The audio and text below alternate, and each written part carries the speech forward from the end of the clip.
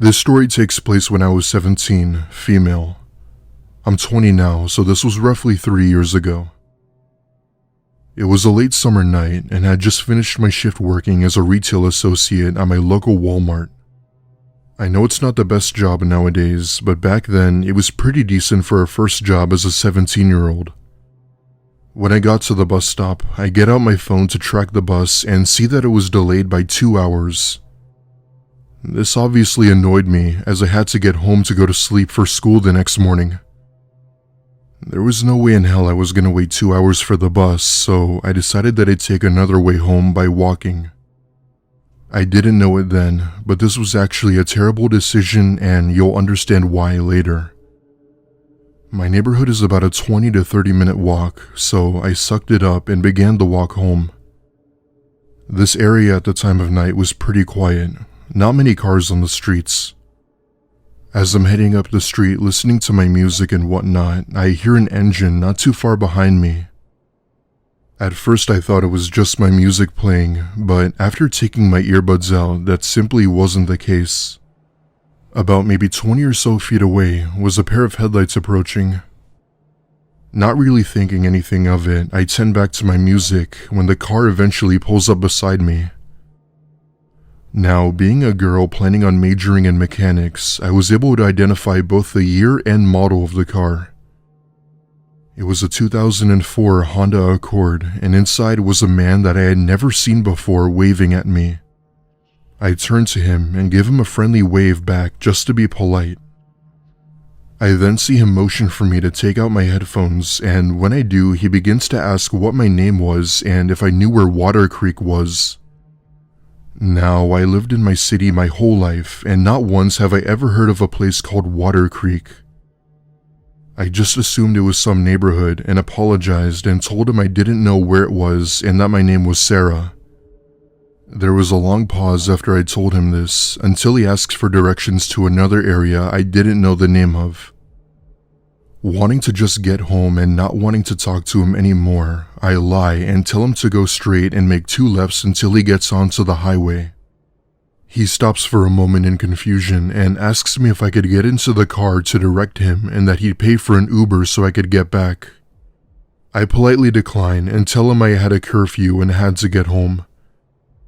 However, he persisted and asked again if I could please get into the car with him. I tell him no once again and walk a bit faster so he could hopefully get the hint. Thankfully he does, where he then says something along the lines of, "You have a nice night, Sarah." I managed to make it home safely, but not without my mom scolding me about how I was out so late and why I didn't call her. My mom is not a night owl by any means and always went to bed early, hence why I didn't call her to pick me up. I give her the usual "I'm sorry" statement and head up to my room to get some sleep. Now, here's where things start to get really weird. I was asleep for a good few hours when I suddenly awoke to a weird noise from outside. I take a look at my phone and it's about 3:30 a.m. I just sighed to myself, wondering what it was that was keeping me awake. Anyways, there I am, looking out my window and see the all too familiar Honda Accord with someone standing below my window. "Hey, Sarah, you up there? Sorry, I didn't mean to wake you." I scream at the top of my lungs, causing my mom to barge into my room in a panic. I'd like to note that my mom is ex-military and doesn't take crap from anyone, so when she came into my room, she was alert. I find the words to tell her that there was a man on our property who had been following me. My mom then had this visibly upset face and opened my window where she began to scream at the man, telling him to back off or that she would end him. My mom is very tough and demanding, so when I saw that he wasn't going away, I got chills. Why my dad isn't home is another story that was way too long worth explaining. The man just stood there on my lawn, staring up at the window as if he were waiting for one of us to come down. I then see my mom run over to her room, only for her to come back out. In her hand, a pistol. She cocks back the gun and points it out the window, aiming it directly at the man. My mom begins to count to 3, and that's when the man finally gets in his car and drives off. To be honest, he probably thought my mom was bluffing when she said she'd end him, which is why he didn't leave then. I hug my mom, and we call the police who had patrolled the area looking for the guy. Unfortunately, they didn't have any luck doing so. I'm not sure what his motive was, and I don't really want to know. However, I had found out just what it was not too long after. It wasn't until a few days later where we had gotten the news that a girl just a little older than me had went missing in the area. She was found dead in a field nearly 5 miles away from where she was last seen. The local media picked up on it, and when we saw the person responsible, I nearly threw up. Yeah, you guessed it. It was the same person who tried to lure me into their car. The same person who was at my house that night.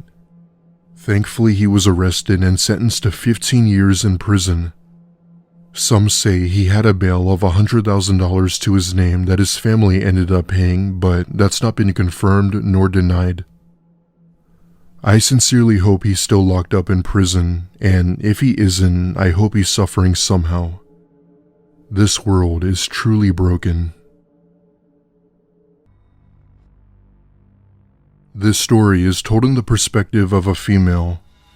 This all took place when I was around 16 or 17. I lived in one of the more poor neighborhoods of Los Angeles and have always been taught the dangers of adults with bad intentions. I was obviously aware of this, but to be honest, I didn't pay much attention as I had that mindset that it would never happen to me. I know, big mistake. For context, it was the summer of 2016 and I had just gotten home from school when I got a text from my best friend inviting me to a party. I had a lot of homework to do, but seeing as it was a Friday night with the weekend upon us, I told her I was down. My mom, who was near and dear to me, had dropped me off that night, telling me to have fun but to always be aware and not to go home with anyone. I didn't think much of her reminder as usual. I met up with my friend, who I'll refer to as Abigail, who introduced me to some of her friends as well. Fast forward a few hours later, we're all partying and overall just having a good time when I start to remember just how tired I was. I obviously didn't want to sleep at the party, so I tell Abigail that I'm gonna head home and to get some sleep. Being the good friend she was, she offered to drive me home, which I declined for some reason, telling her I'd be fine. In hindsight, this is the one thing I shouldn't have done. I thank her for inviting me and begin my walk home with my hoodie over my head, just reflecting on life. Whenever I have moments by myself or alone, I always found myself at peace for some reason. It was around 2 a.m. and there were almost no cars on the streets, which was rare considering that this was a huge residential area. I'm about halfway home when I see a bus stop up ahead. Sitting on the bench of this bus stop was a middle-aged woman wearing a nightgown holding a baby that had been crying. The baby is covered in a blanket, so while I did notice it, I didn't actually see it. At one point, the woman sees me and practically begs for me to give her money to feed her baby.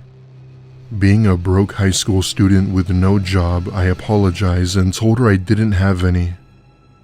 This didn't seem to faze her, as she disregarded what I had said, still asking for money.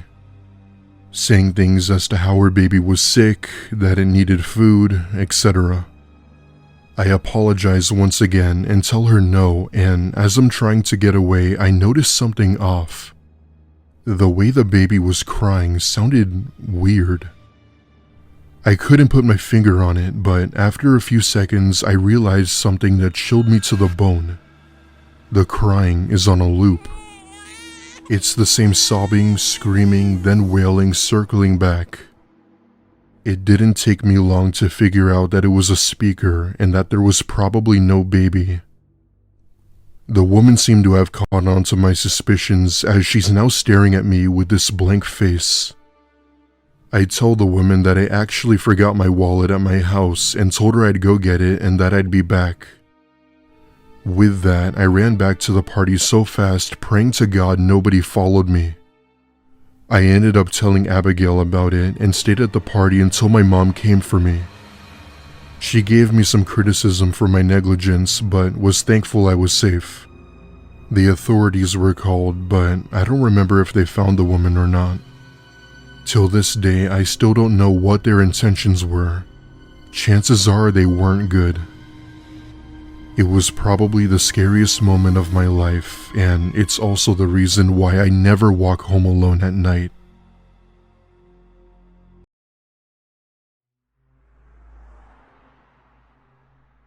This took place in 2017 when I was a junior in college.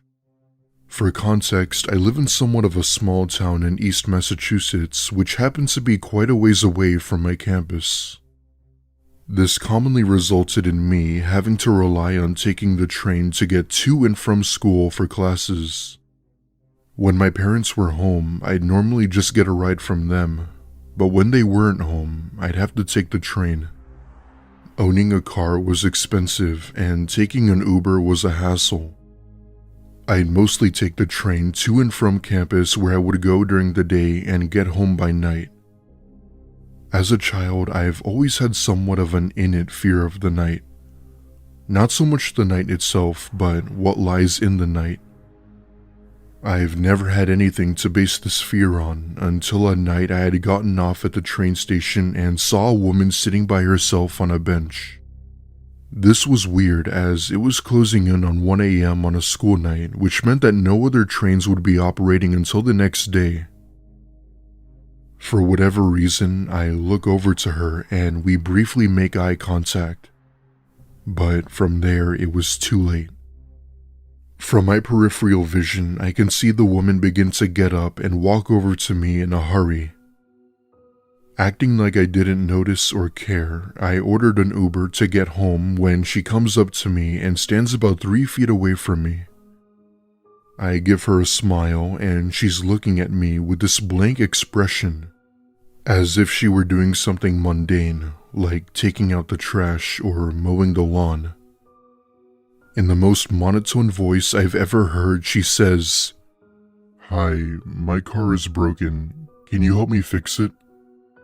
First of all, there's no cars in the nearby parking lot, and second, if she did have a car, why was she waiting at a train station? I thought of it as a little weird, but I didn't feel threatened or afraid. I apologized and told her that I couldn't as I had a curfew and had to get home. However, she disregarded what I had said and kept on insisting for me to help her. Being a guy who majored in engineering, I would have helped, but seeing as there was no car in sight, I couldn't do anything. I then asked her about this, expecting her to come up with some excuse. But instead of responding to me with a reason, she says something that still haunts me till this day. "Come on now, Brandon. Don't bother me with details." After that, she then forms this unsettling smile that looked like it had belonged to a witch that chilled me to the bone and went back to where she was sitting. To put things into perspective, Brandon is my name, and I have no idea as to how she knew it. I've never seen this woman in my life, and I wasn't wearing anything that would display my name. Thankfully, my Uber had pulled in and I had gone home. Later that same week, I had woken up to 10 plus phone calls and texts from different numbers.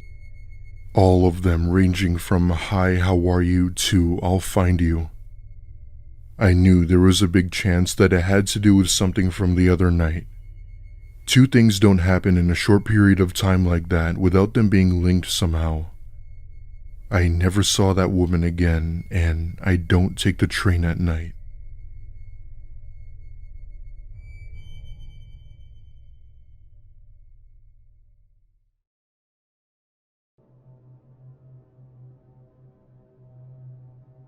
This happened when I was a junior in college when I was about 19 or 20, and I almost forgot about it until my dad brought it up to me. I don't remember the story in full detail, but I definitely remember what took place and how it took place and thought I'd share it. I live in a terraced house, which for those of you who don't know, is multiple homes fused together. Down my street is this little shopping center that turned out to be really popular in my area. It basically consisted of many shops, restaurants, and a grocery store, which I worked at. Being a full-time student at my university, I only worked part-time at my job, so I was only there on weekends. Weekends were perhaps the busiest days, as many people would be off of work and getting food was an essential errand. Now, I know this sounds super controversial to say, but I actually enjoyed my job. I was the one responsible for stocking items in their respective places, which made time fly by faster for me. You'd sometimes have to deal with entitled customers and Karens, but that rarely ever happened. One day, one of my managers called me during the week asking if I could come in since they were short-staffed. I had just ended class around this time, and as much as I didn't want to, it meant more money in my pocket at the end of the day. I said yes and came in to cover the other person's shift. It was a 6-hour shift, and we had closed at 11, so that meant I would be working until very late. This bothered me a lot as I had a 7 a.m. class in the morning, so that meant I wouldn't be getting enough sleep. But I had just told myself that it was a one-time thing and that I'd push through. Fast forward till around 10:30 p.m. The store is pretty much dead, and I'm in the produce section stocking the last few items. As I'm stocking them, my manager radios me and tells me to go put away the shopping carts that were left out in the parking lot. I hated doing that as these carts were heavy and I wasn't strong whatsoever. However, I suck it up and go outside and start collecting carts. As I'm bringing the carts back to the store, I hear someone calling me from out in the parking lot. I turn around and about halfway into the lot is a man walking towards me with a backpack on. He appeared to be in his mid-20s, wore a hat, and looked like your average college student. He approaches the outside of the store and I ask him how I could be of help. Very firmly, he asks if we were still open and if he could just pick up a few things. I of course tell him yes and hand him one of the shopping carts I had, telling him he could use it. He looks at me with this blank stare and nods his head and takes off his backpack and asks if I could hold it for him. I was a bit hesitant on doing so, but I couldn't really say no and told him I would. The very second he hands me the bag, he pulls out a gun and points it at my neck while putting his finger to his lips. "If you scream, I will shoot you. Come with me and don't you say a word." I felt my entire world shrivel up and die as this happened. Fear is not enough to even describe what I felt in that moment. I was petrified, too scared to make any noise or even cry. He slowly begins to march me over to his car with him as he still had me at gunpoint. In that moment, thoughts and scenarios flooded my mind, wondering what was going to happen to me or where he was taking me. I didn't know, and to be honest, I was too horrified to care. He opens the trunk of his car and tells me to get in and that I better not try and run. Obviously, I comply and get into the trunk when all of a sudden I hear the voice of my manager screaming at the man at the end of the parking lot. He's now running to the car and I took that chance to book it, praying to God that he would miss if he shot at me. I'd like to point out that my manager is a huge dude, so when this man saw him, he got in his car and floored it. I practically jump into my manager's arms, crying my eyes out. All the while, he's comforting me and asking me if I was okay. However, I could barely keep a sentence straight and just tried explaining what had happened. We managed to get inside the store and he immediately calls 911 while he sat me down in the back office. The whole time I just bawled my eyes out while we waited for the police to arrive. Fortunately, my city's police department acts fast, so they got here pretty quickly. At this point, I had calmed down a little bit and remembered the police asking me a few questions about the man I had seen. I gave them my best description, and that's when they had called my parents to come and get me. They were very much concerned as well, but thanked the police and my manager for acting quickly. I stopped going to school and work for about a week after that, and my manager never let me go outside to gather the cards at night again. As scary as this was, my manager ended up apologizing to me for letting me go outside alone at night. While I didn't see any reason for an apology, I accepted it to say the least, and now work my normal weekend shifts. About a few weeks later, police did some digging and had managed to track down who it was that tried to kidnap me. The gun he pointed at me was apparently fake, but that's not been confirmed nor denied. Till this day, I still get chills whenever I think about this incident, and I never go outside during the night alone. I hope you can use my story to act as a sort of tool to help you understand that there are truly some messed up and twisted people in this world.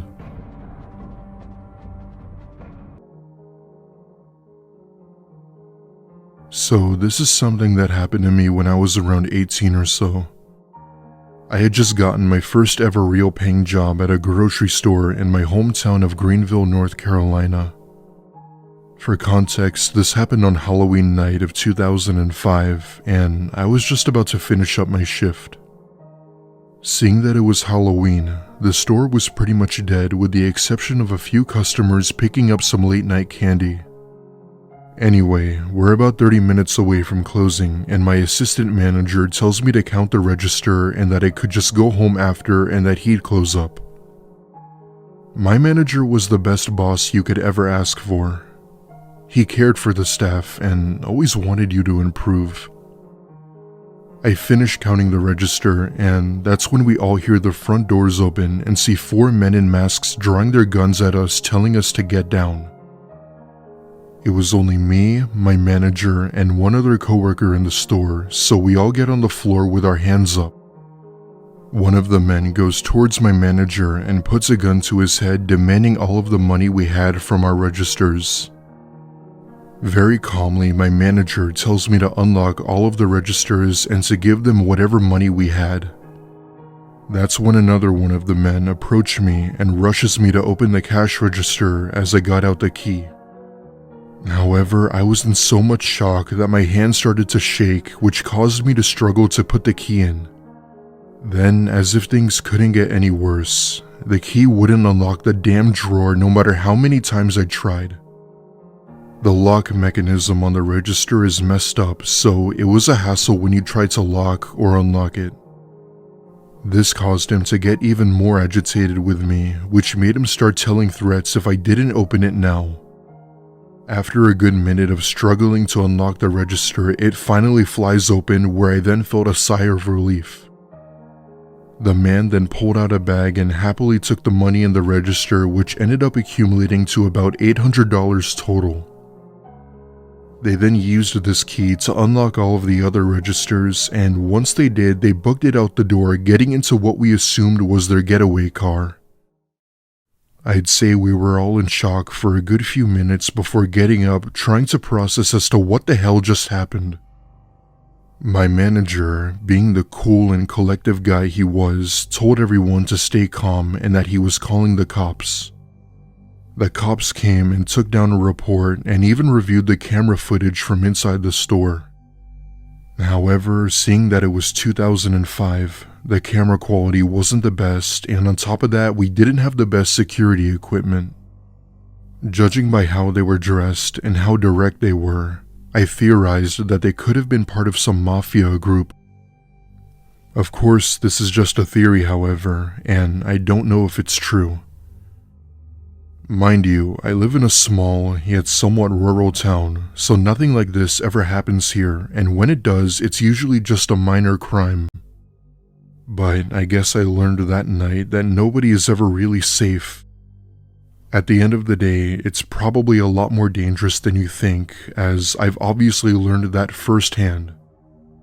The scariest part about this, however, is that if I had taken even a minute longer to open the register, I probably wouldn't be sitting here writing this.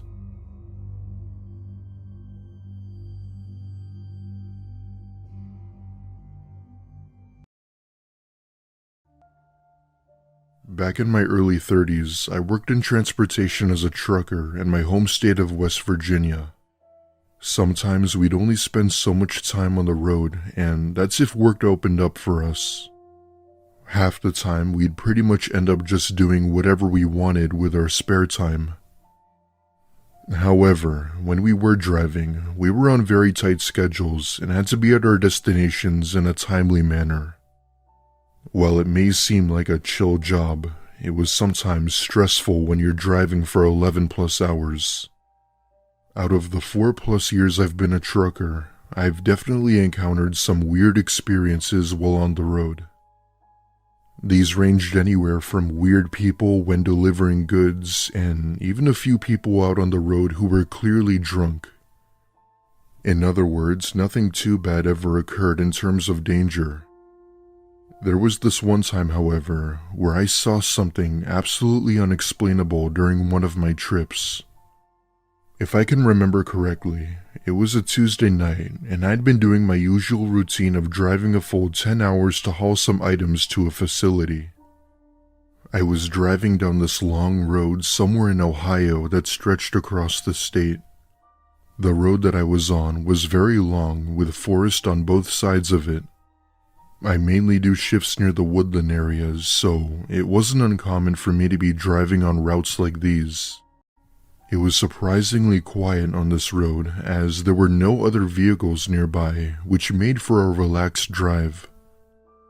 It's around 4 a.m. and I'm around the halfway mark to my destination when I see a red rubber ball come bouncing in the front of my truck from the woods. Naturally, I slam my brakes while yelling an "oh crap" coming to a complete halt. As I stopped the truck, my mind began racing about what the hell I just saw and what I should do.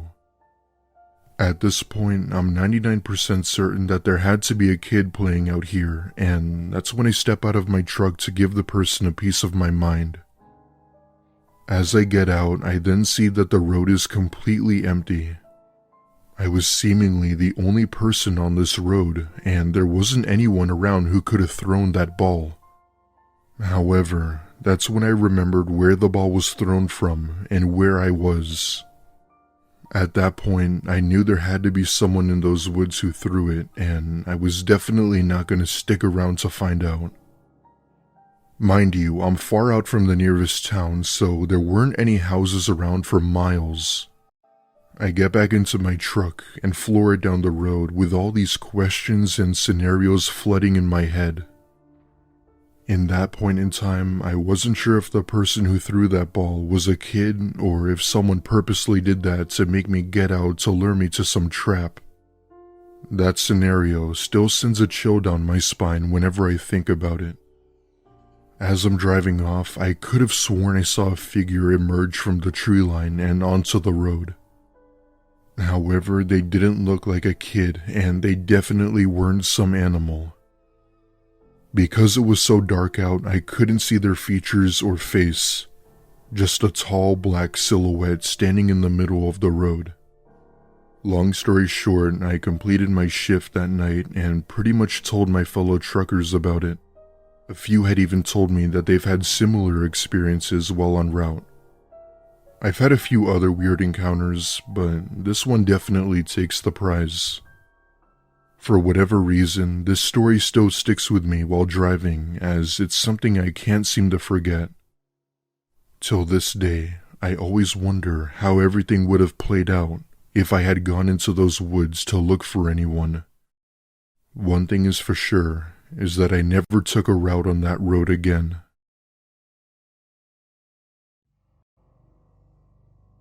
This took place around 5 years ago, back when I worked as a trucker for an independent contractor. It was a really good paying job, where I made enough to financially support myself and my family. While it might have had great pay and benefits, there were times where us truckers had to encounter and deal with things we didn't want to.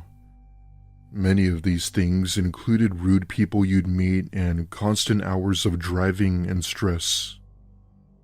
To be exact, this happened during the winter of 2018 at around 8 p.m. I had been assigned a specific route to deliver some manufacturing items to car dealerships that were located in isolated areas. These areas included towns, districts, and other small settlements that were away from big cities. These were the types of places that were located in the more rural side of the state that needed supplies, which is mainly what I did for most of the time. Anyway, I had been driving on the roads trying to be extra careful as the roads were slippery due to the ice. After all, it was snowing heavy out here and I wasn't about to have a full-on rollover. Mid-drive, I noticed the tank was low and that I had to eventually get fuel. Thankfully, there were several truck stops along these roads, so it wouldn't be much of a hassle getting fuel. In about 20 minutes, I pull into a truck stop and get out and proceed to pump fuel. Now, each trucker was provided with a fuel card issued by the company, which basically pays for the fuel. As I'm waiting, I then see a man walking in circles around the small building to my left. He's pacing back and forth while looking up at the sky with his hands in his pockets, not saying a word. Looking back, it kind of looked like what someone would do when they're thinking or brainstorming ideas. I think nothing of it and tend to my phone as I wait for the truck to fill up. As I'm waiting, I then see from the corner of my eye the person stop and begin to slowly walk over to me. He looked nothing like another trucker or employee, but rather someone who you would think as homeless. This station was practically in the middle of nowhere, so it didn't make any sense as to why this person should be out here. He approaches me and asks me for money in a very entitled manner. I tell him that I'm in a rush and that I had to get back on the road, hoping he'd get the hint. However, it didn't seem to work as he insisted that I'd give him money. Being the nice guy I was, I hand him a $5 bill, just hoping he'd take it and go away. That thankfully seemed to do the trick, as he then walked into the store and walked out with a cigarette pack. It was annoying, but the truck was almost ready where I would then be able to drive off. Once it was full, I decided I'd grab a quick coffee from the shop to just keep myself awake. When I came back out, however, the man was nowhere to be seen, which I didn't really mind. I get into my truck and pull out of the station and back on the road. I'd say right then I began to feel really tired, even while sipping on my coffee. However, the destination was only an hour away, so I figured I'd make it in time. Fast forward about a half hour later, I'm still driving, just wanting my shift to end when I feel a cold hand grab my face from behind me. This caused me to swerve off the road into the snow where I eventually got out, pulling the same man out of the truck from the station. I'd say the fight was over in a matter of seconds, with me delivering several blows to his head. He then got up, but instead of fighting, he just ran the opposite way, disappearing into the snow. I took that time to get back in and floor it down the road, where I thankfully made it to the destination where I called the police. The only problem was that the road I was on was in the middle of nowhere, so the chances of finding him again were slim. I continued my trucking career for another 2 years after that, and then went on to work on an oil rig. It's safe to say that I've never experienced anything like that again, but as far as I know, these incidents with truckers aren't isolated. I've heard several stories from truckers that would make you not want to leave your house. Anyway, that's my story, and I hope you'll learn to be aware of your surroundings. This happened when I was in college. I lived in Isla Vista, a student community at UCSB, notorious for being a party school, and it fully lived up to its reputation. I like partying, but holy shit, these people were off the wall. As such, there were a lot of students who put themselves in dangerous situations, drinking way too much, not being careful, and forgetting to lock doors, etc. It had a very isolated vibe.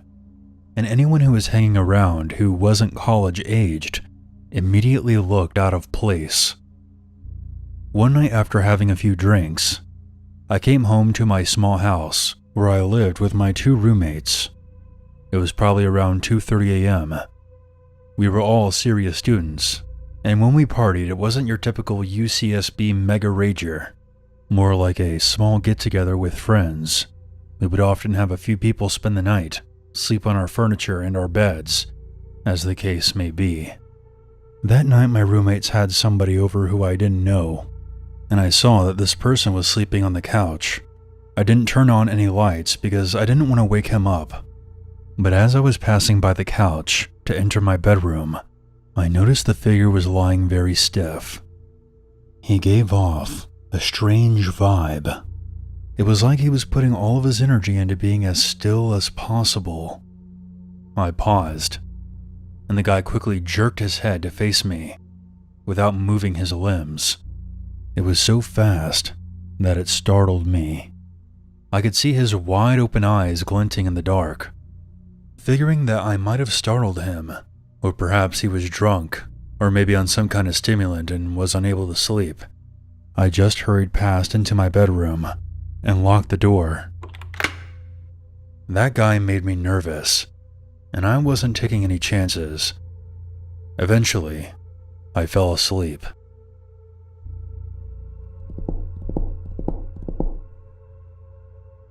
At 4:30 a.m., I woke up. There was a strange sound at the door, almost like somebody was drumming their fingers against the wood. I lay still and listened. There came more sounds, like somebody scratching the door with their fingers, which got louder and louder. It was clear that he was using both hands and scratching as fast and hard as possible. It created an extremely loud and intimidating sound that filled me with fear. I grabbed my phone and texted my roommate, "Hey, your friend is freaking me out. Is he doped up or something? Can you please go out and talk to him? He's banging and scratching at my door." She didn't respond, probably because she was sleeping. I texted my other roommate, but the end result was the same. Keep in mind that the scratching had been going on at this point for a couple of minutes. I have no idea how he could have sustained it. Scratching a wooden door with your fingernails can't feel that good. He also grabbed at the doorknob and tried turning it. Because neither of them answered, I decided to call and wake them up. I know it sounds dumb, but there was something seriously horrifying about being teased like this through the door. I knew that he was trying to scare me, and I felt like a little kid, but I could tell this guy was for something, and perhaps the police needed to be called. I wanted to loop in my roommates though, since it was one of their friends. The scratching stopped abruptly, and I called my roommate, who answered in a tired voice. Hello? Hey, your friend is messed up. Can you please deal with it? He's scaring the crap out of me, and he's scratching at my bedroom door. She didn't say anything for several seconds, and when she spoke, she didn't sound tired at all. What friend? The guy who was sleeping on the couch. We didn't have any guys over tonight. Call the police, now. My adrenaline went through the roof. Before hanging up, I told her to lock her bedroom door as quickly as possible.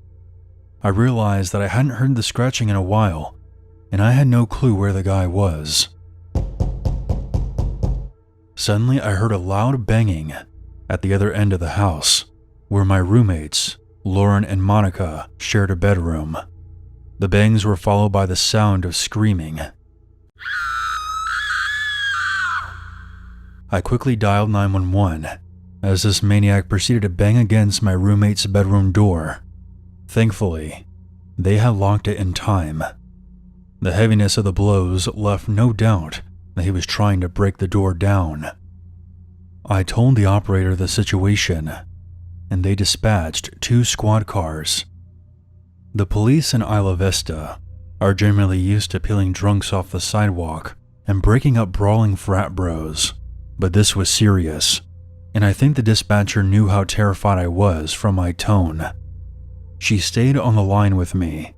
At one point, the banging stopped, and everything was silent for a while, when suddenly I looked down and saw that the intruder had slipped his fingers through the 1-inch gap between the bottom of my door and the floor, and he was just kind of wiggling them around and making this weird growling sound.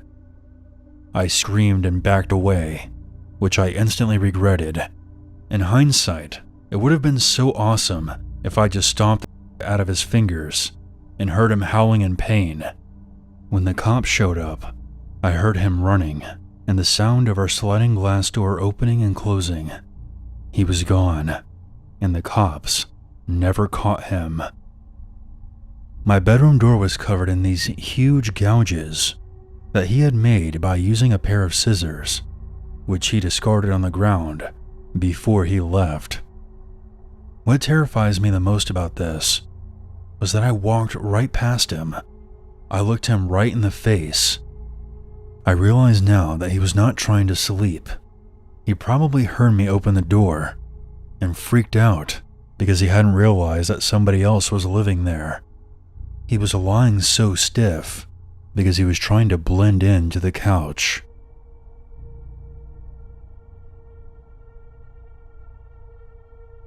In the fall of 2010, I decided to go back to college. I was a single mom of 3 boys, but they were all in school by now, and me going back was finally possible. The school I went to is a regional campus to a very large university, and located in a neighborhood that is known for crime, meth, heroin, prostitution, etc. But it was only a 20-minute drive from my house, and I didn't feel unsafe about going there. My first day there was intimidating. I didn't know anyone, and I was a lot older than most of the other students. I was 28 at the time. I sat down at a table in the back of the room, and a few minutes later, a woman who was around my age sat down next to me. She was very skinny, smelled like cigarettes, she had greasy hair and sunken eyes, but when she started to talk to me, she seemed normal enough. She started off the conversation by telling me that she sat close to me because I was wearing the prettiest blouse in the room. Strange, but as an awkward person, I give a lot of leeway for people who say or do awkward things before I think too much of it. She didn't have a backpack, any books, a pen or notebook, nothing. She said that her financial aid hadn't come through yet, but she didn't want to fall too far behind in class, and asked if I would share my book. I agreed, and gave her a pen and paper as well. After the first class, she asked if I wouldn't mind going with her to the library, so she could scan a few pages from my book to take home. I agreed, and we began to head to the library. She stops and looks at her phone, and says her son just texted her and needs her to come home to do something. She then asks if I could come with her. I tell her that I have another class, and I couldn't go with her. I asked if she still wanted to go to the library first, and she said no, and that she had to get back to her son, but really couldn't go alone for some reason. I was confused, but I kept telling her that I couldn't go with her, and then she starts crying. At this point, we were in a common area outside, with the parking lot on one side and the library on the other. I didn't like being outside, away from people, with this woman anymore. She got really upset and started screaming at me, basically cursing me out. I don't remember how the interaction went exactly, because I was in complete shock by how quickly she transitioned from being friendly to crying, and now screaming in my face. I turned around and began heading toward the library. I pulled out my phone and called my friend so that I would have someone else aware of this lady if she tried to do anything more than just scream at me. I get to the library doors and watch her. She was now standing at the edge of the parking lot. A car then pulls up next to her. The man who was driving was obviously upset with the woman. They were arguing, but I couldn't hear them from where I was. Eventually, she gets into the car and leaves with him. The next day I was dreading class because I didn't know what this woman's attitude would be the next day. But she wasn't there. In fact, she never came back to class. Looking back, I'm fairly certain that she wasn't even a student there, and for whatever reason, she was trying to lure me away. I wish I knew what her intentions were, but at the same time, I'm glad that I never had to find out.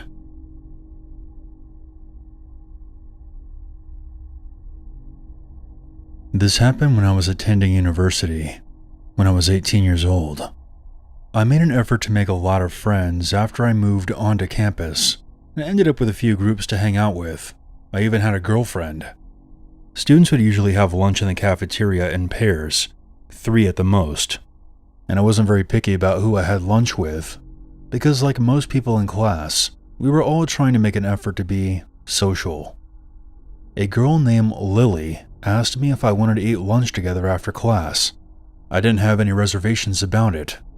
We made small talk about school and whatnot. After that day, she kept asking me to get lunch with her. It became a pattern, and there wasn't exactly a way to start saying no. At the time, I didn't mind, but this did mean I lost the chance to eat lunch with my other friends. In hindsight, I suppose that was the point.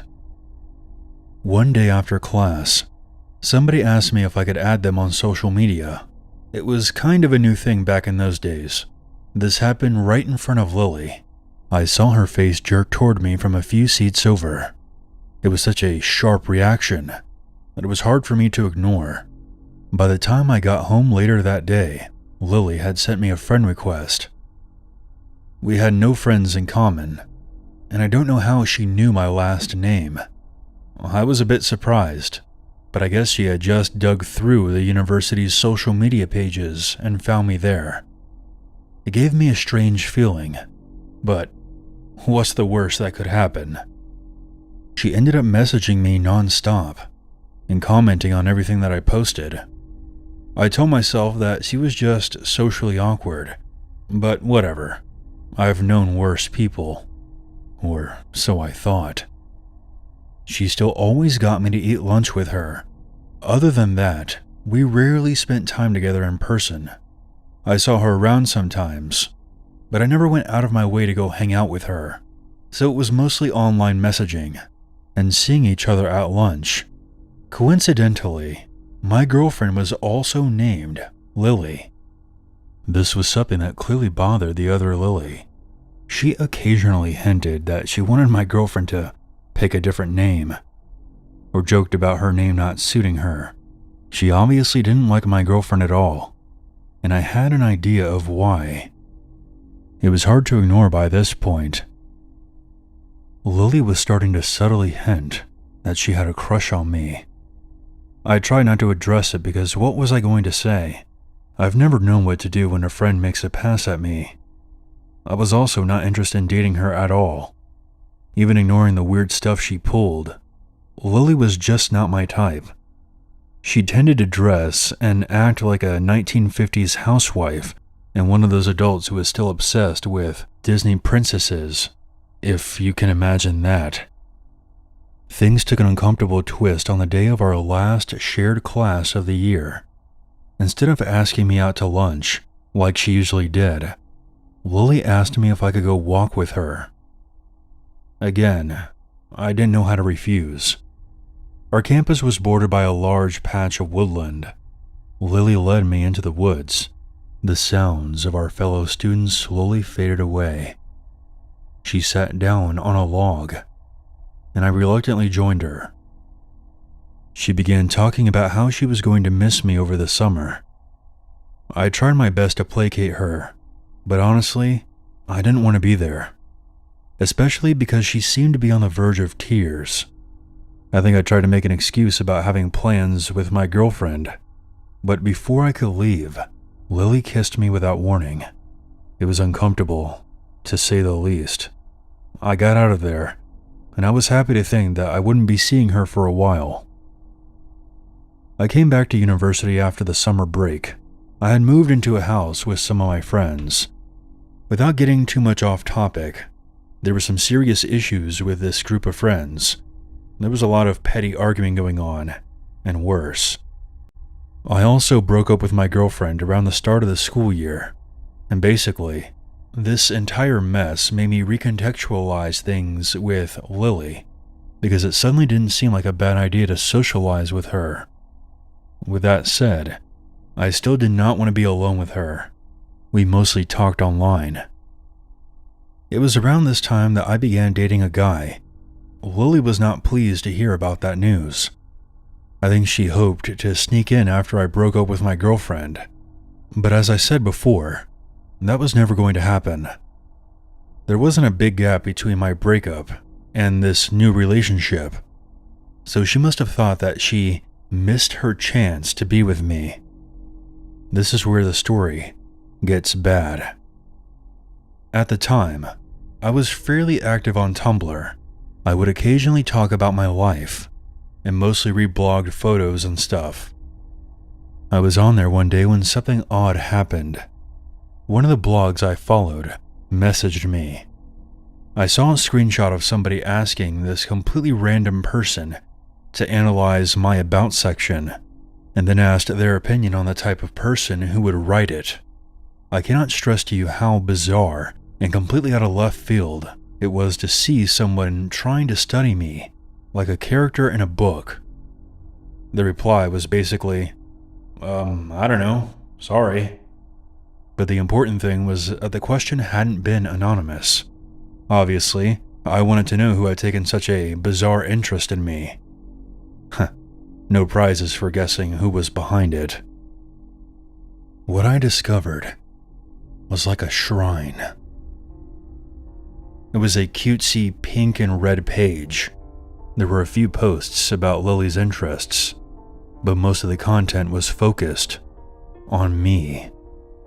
Most of the blogs were about me, chronicling things I had done recently, as well as references to things from as far back as I had known Lily. It was clear that she had been keeping tabs on me, both online and offline, gathering up every scrap of information she could about my life and filing it away in her collection. She talked about us eating lunch together and how special our dates were, as if it was something more than just acquaintances getting food after class. She talked about the time that she kissed me in the woods, but she made it sound like it was mutual. She quoted lyrics from my favorite songs and talked about how she would always be there for me, no matter who else came into my life. Lots of references to loving me just the way I am. Things got worse. There were a lot of posts about my boyfriend. These were clearly psychotic. They talked about how he didn't deserve me, and he didn't know what he had, and that if she was with me, she would be jealous of anyone else who came near me. I don't like thinking about what kind of person would write so obsessively about their fixation on me. One thing that didn't make sense initially was that the blog also referenced Lily's best friend, Steven. She had never mentioned this person to me before. Her post talked about how Steven was such a great friend and how they had so much fun together, and he would always look out for her, etc. I was trying to work out if this Steven was an online friend, when one specific post made it all click. Steven sent this to me. He knew that I would love it.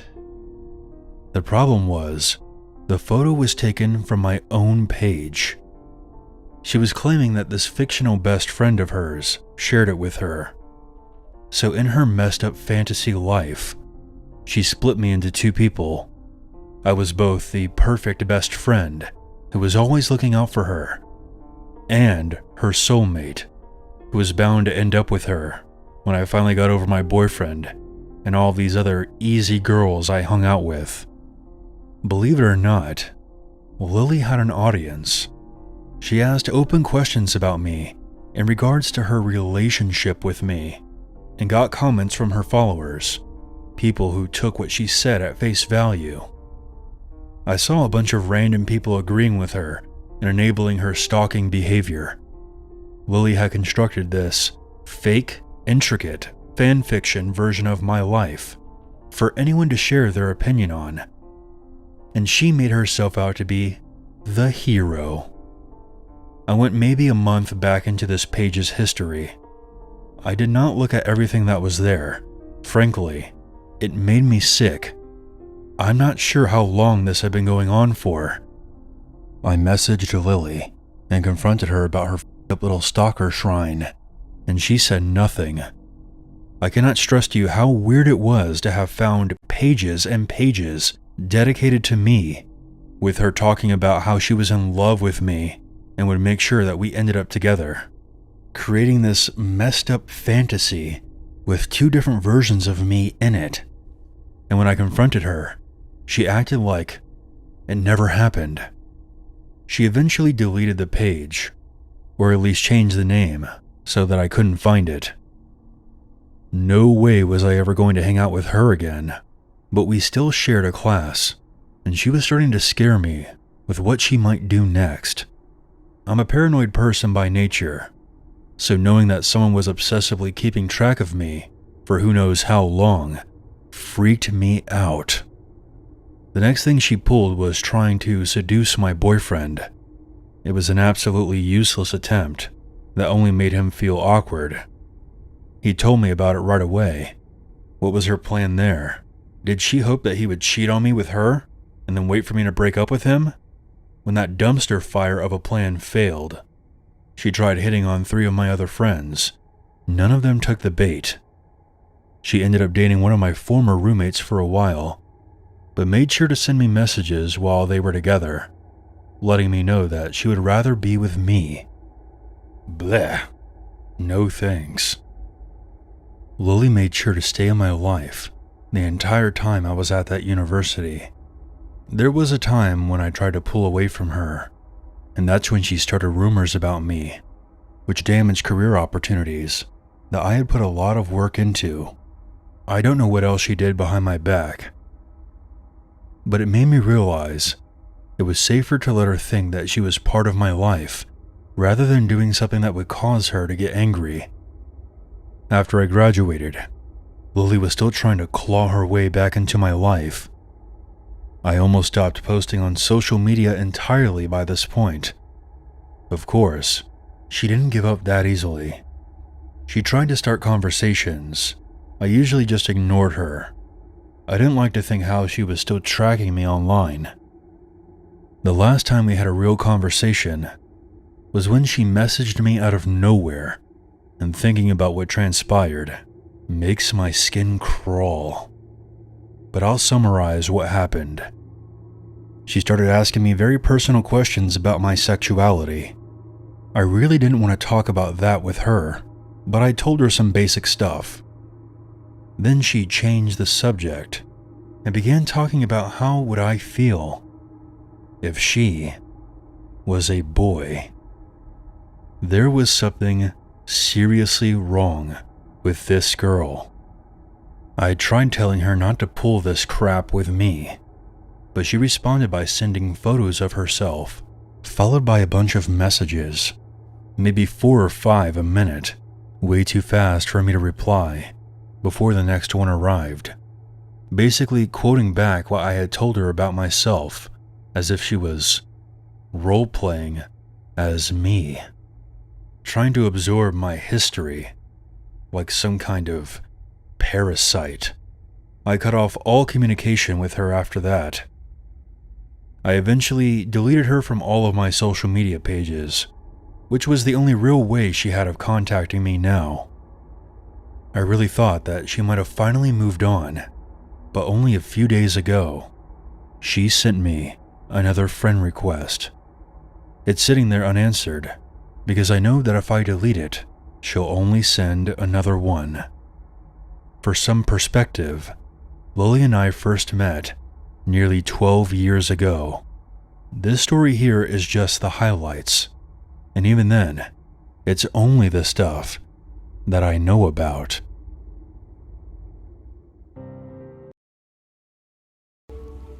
As all of you know, life can be a struggle sometimes. Making ends meet isn't always as easy as just getting a job. Several years back, I couldn't find a job. It was rejection after rejection. And at the time, nobody was really hiring, and the few places that were hiring were very ultra-competitive. I was barely making over minimum wage as a deli employee at a grocery store. I remember one night I was working online for ways to make extra money, and I ended up stumbling upon Craigslist.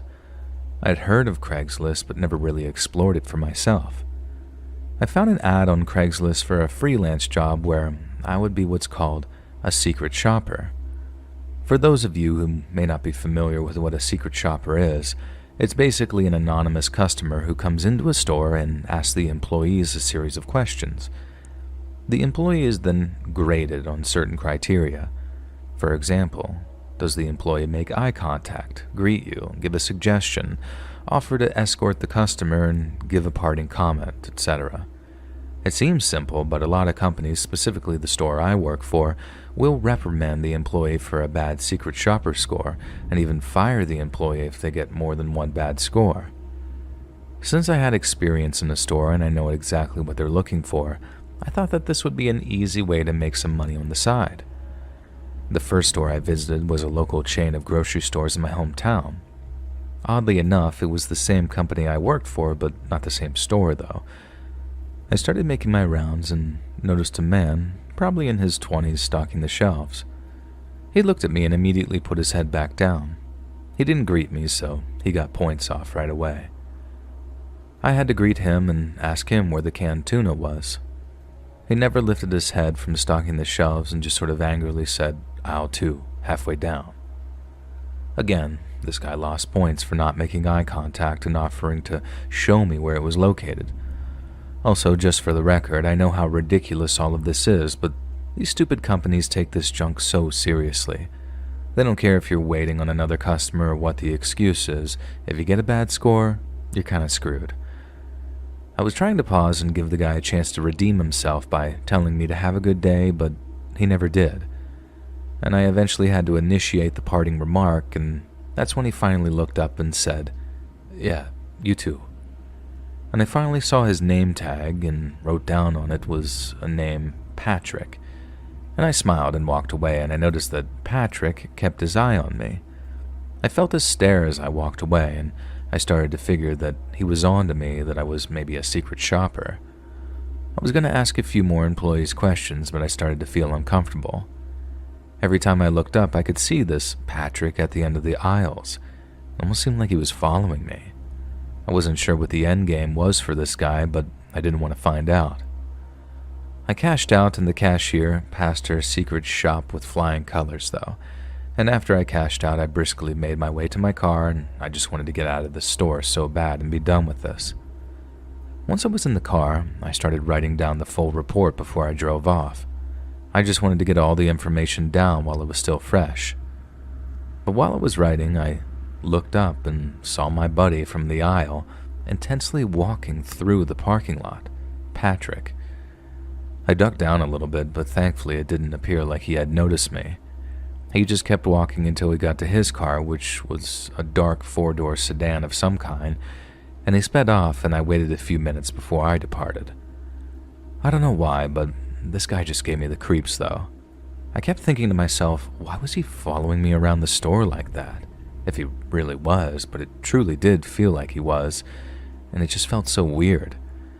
I'm a textbook overthinker, so I tried telling myself that maybe I was overthinking, but something about him was just definitely off.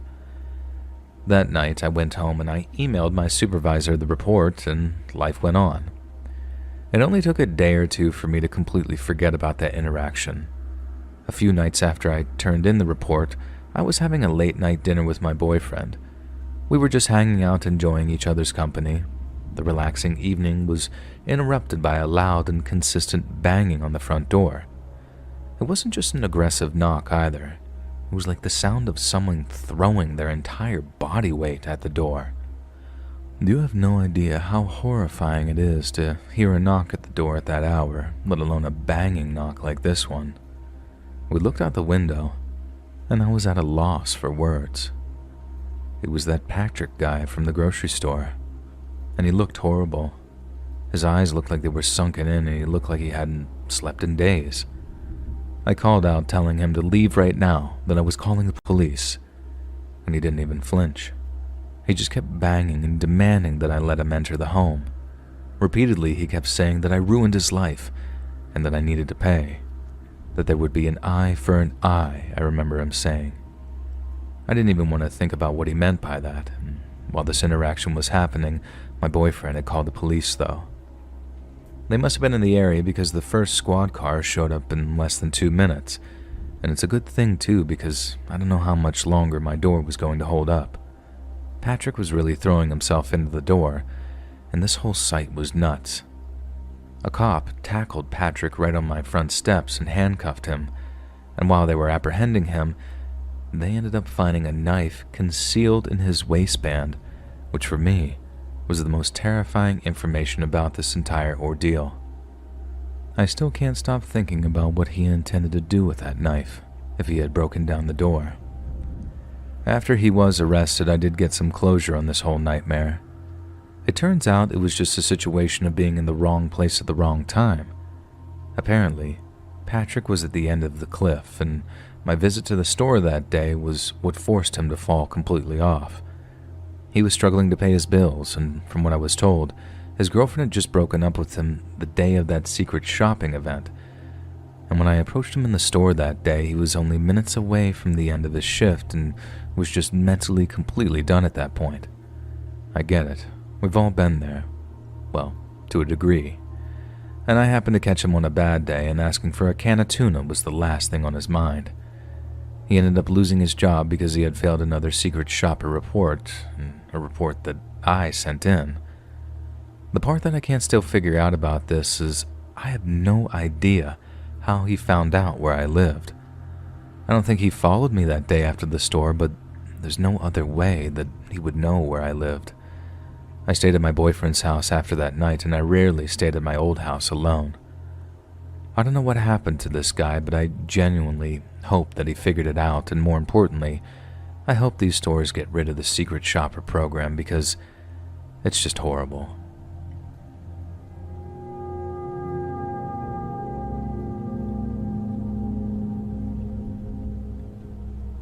Not long ago, I decided to listen to a friend of mine about picking up some babysitting jobs from Craigslist. I know that seems weird, but I was surprised at how many postings for that type of work were on there. Ordinarily, I wouldn't have needed the job, but at the time, I had just broken up with my boyfriend, and I didn't think that I was going to be able to pay my rent. This seemed like the easiest way to make some money. It helps that I used to babysit when I was a teenager, and my brother has 2 small kids, so I felt like an expert in the field. After all, how hard could looking after some children for a few hours be? I set up a job for early Saturday evening, and I started messaging a woman named Chloe. The woman said that her and her husband would be leaving the house at around 5:15 p.m. and they would be back sometime after 10. She gave me the address and all the information about the children. I would be watching 2 boys, and one of the boys was 7 and the other was 9. I was figuring that this was going to be easy money. In my opinion, boys that age are easy to entertain, and because they weren't babies, they wouldn't need my undivided attention. After I talked to the lady, I told my friend about the job, who was jealous of the money that I was about to make. She had been doing the Craigslist babysitting jobs for a few months now and had never come close to the money I was about to make, or at least told that I was about to make. On Saturday evening, I made my way to the address given to me by Chloe, and right away, I had some regrets. The house was in a very sketchy neighborhood. Not necessarily crime-ridden, but it was a poor and run-down area. When I knocked on the door, there was no answer. I waited for several minutes and attempted several more knocks on the door when, finally, a strange and very rough-looking man answered the door. He was tall and skinny with this massive gray beard. I would say that he was at least in his 50s, unless he just looked rough for his age. And in this very low and gruff voice, he said, "Come on in, sweetheart. Sorry I didn't hear the knocks. My ears ain't what they used to be." I walked inside, and the first thing I noticed was how not child-friendly the house was. A lot of trash and just general clutter was lying about, and I was just standing in the front of the door, and the man then says, "My wife should be back any minute with the kids. Go and sit down and make yourself at home. Sorry, I know the place ain't the cleanest." I was trying not to be judgmental. I know it sounds like I should be running for the hills, but I didn't want to unfairly judge this guy or his family. And the man pointed down the hall and told me that the living room was in the back of the house. I made my way back there and sat on this bluish couch. The amount of anxiety I felt at this moment was absolutely crushing, though. I saw no pictures of children, no toys, and no indication whatsoever that children even lived there. While I was waiting on the couch, I could hear the man walking back and forth in the other room, and I think he was mumbling to himself. Every few minutes he would begin to shout, "Hey, sorry about this, ma'am. My wife can be forgetful with the time. I promise she'll be back soon." A few minutes later, he ran into the room scratching his head. With this big smile, he said, "You know what? I'm an idiot. I bet my wife came inside with the kids through the basement entrance. She's probably waiting for you down there. Nobody uses the front door that you came in, and the basement's right over there. Why don't you go check it out, and I'll meet you all down there in a minute." He stood there like some scarecrow, pointing to a door on the far side of the room. I didn't know what to do and just nodded and told him I would go check, and truthfully, I had enough at this point, though. He smiled and in this very unsettling voice says, "Oh, that's great. I'll see you in a second, sweetie." And then he walked back into the front door. I opened the door to the basement out of curiosity, and it was obvious that nobody was down there. The lights were off, and the smell was just horrific when it hit my nose. There was no chance I was going to go down there. And while staring into the dark basement, I heard that he was still bumping around in the front room, and without thinking, I ran as fast as I could toward the front door that I came from. Once I hit it, the door was locked. I quickly unlocked it and ran for my car. As I opened the car door, I could hear him yelling from inside the house, but I didn't look back. I started backing down the driveway, and I could see him running out of the house, waving his hands back and forth. And thankfully, by the time he reached the driveway, I was already flying down the road. I almost didn't call the police because technically I was physically fine and maybe even overreacting. But after calling my friend, she convinced me to call the authorities just in case. After the phone call, I had no idea what had happened. The dispatcher on the phone told me that they would take it from here and that was the end of it, at least on my end. Maybe there was a wife and kids. Maybe this was just a poor family that I just very unfairly judged. Maybe there really was an entrance to the basement that his wife used instead of that front door. But honestly, I'd rather look like some crazy jerk who judged the family than potentially be the victim of something very much worse. The unnerving nature of the situation told me to run, and I stand by that gut feeling. That very well could have been the best decision of my life. Last year, I was trying to sell my 2007 Mercury Mariner. It was in pretty good shape, but had a lot of miles, and it's kind of old. But overall, it ran very good and is a good car. I decided to list it on Craigslist because I've had experience buying cars on there before. When I had used Craigslist in the past, it had gone pretty well. So I took several pictures of the car and then listed it. The next day, I didn't get any interest at all. But on the second day, I got a response to the ad. The text message came from a man saying that his name was Al and that he wanted to buy the car. He seemed pretty confident about it right away. I was asking a pretty reasonable price, so I gave him my address to come and look at it. Now, I lived in an apartment building. I didn't think it was a big deal to give out the address, because there were several buildings in the complex, My car was already parked out in the parking lot, and the guy would have no way of knowing which apartment was mine. So I asked Al when he was free, and he said he could come by the next day after work at 9 p.m. I said okay, and then I cleaned out the car and got it ready for selling. The following night, I left my apartment building and went to my car in the parking lot. Al showed up shortly after and parked nearby. He got out and I met him by my Mariner. Al was a big guy, had lots of tattoos, was probably about 250 pounds and 6 feet tall. After meeting, I showed Al the car and he looked around at it. After several minutes, he asked to take it for a test drive. I went with him, and Al drove the car around the block and down some nearby streets. I remember that he said he liked it and it seemed fine. At that point, I was really thinking that I was going to sell the car that night. After the test drive, we returned to my apartment complex, and he parked the car in the space that it had been before. But then, after we got out of the car, Al just said that he would think about it.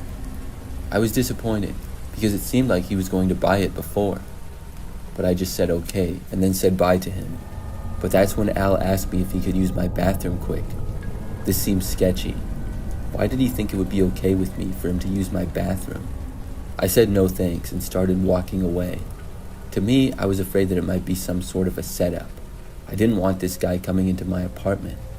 He was still kind of standing around by my car though. My apartment building had a side door and a front door. The side door was not very far away, so I decided to walk to the front. I left Al standing there and headed inside. I was kind of afraid that he was going to follow me, but when I left and got to the front doors, I looked back and didn't see him at all. This made me feel better and I entered the building.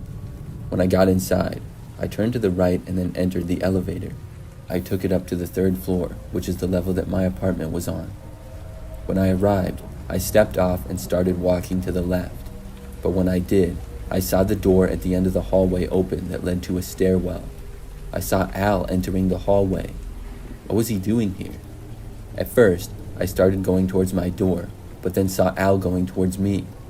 I quickly stopped and then turned and started walking in the opposite direction. At that point, I started to hear Al begin to run in my direction, so I started sprinting to the end of the hallway. When I made it there, I went into the stairs on the other side and ran down. As I was going down the stairs, I heard Al enter the stairwell and continue to chase me.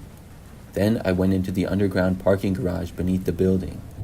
When I got down there, I ran across it to the other end of the building. I had extended my lead on Al a little bit. I heard him get to the parking garage and keep chasing me though. Then I got to the stairs on the other side and ran up them to the ground level, then left through the side door. After I was out of the building, I ran to my car and got inside. Then I just left and drove away. I called the police while driving off and told them about the man. I drove around the streets nearby for a few minutes and then returned. When I did, Al's car was still there and he was not inside of it. The police got there just a couple of minutes later. I didn't go back inside the building until they did, and when they did, they actually found Al attempting to break into another apartment. So it turns out he was never interested in buying my car. I guess he was just going to try to rob me or something. One time, I was going to buy a TV on Craigslist. This was years ago, but I would browse Craigslist at work all the time back then. Several times, I got really good deals or things for free. You never really knew what you would find there. But you also had to be very careful. So I found this really good deal on a nice TV. I was in the market for one, and the ad looked legit. The price was cheap, but not so cheap that it would make me wonder if it was too good to be true. The pictures of the TV appeared to be in somebody's home. I responded to the advertisement and said that I would like to buy the TV if it was still available. Within an hour, I got a text back from the seller saying that it was available. It was a woman who said her name was Joy. She gave me an address and told me to come over the following night to buy the TV. I looked up the address, and it appeared to be a house in a neighborhood that was maybe 10 minutes away. So the next day, I got the cash and drove to the address. I parked on the side of the street in front of the house in what appeared to be an average neighborhood. I think it was about 7 p.m. When I knocked on the door, it was quickly answered by a woman. She looked to be in her 30s and was about average height with dark hair. She said hi and invited me inside. I stepped into what looked to be the living room of the house. There were boxes around and stuff, as if maybe they were moving. There really wasn't that much furniture, and Joy said sorry that it was a mess, and I said it was fine. She then told me that the TV was in her bedroom. She then led me to the hallway and stopped and opened the door to the bedroom. She said the TV was in there and I stepped inside. When I did, I noticed that the room appeared to be completely empty though. And right after I got inside, the door slammed shut behind me. It all happened so fast.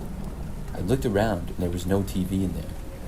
I turned back and saw that Joy had closed the door on me. She hadn't even entered the room. I walked over and tried opening the door, but it was locked from the outside.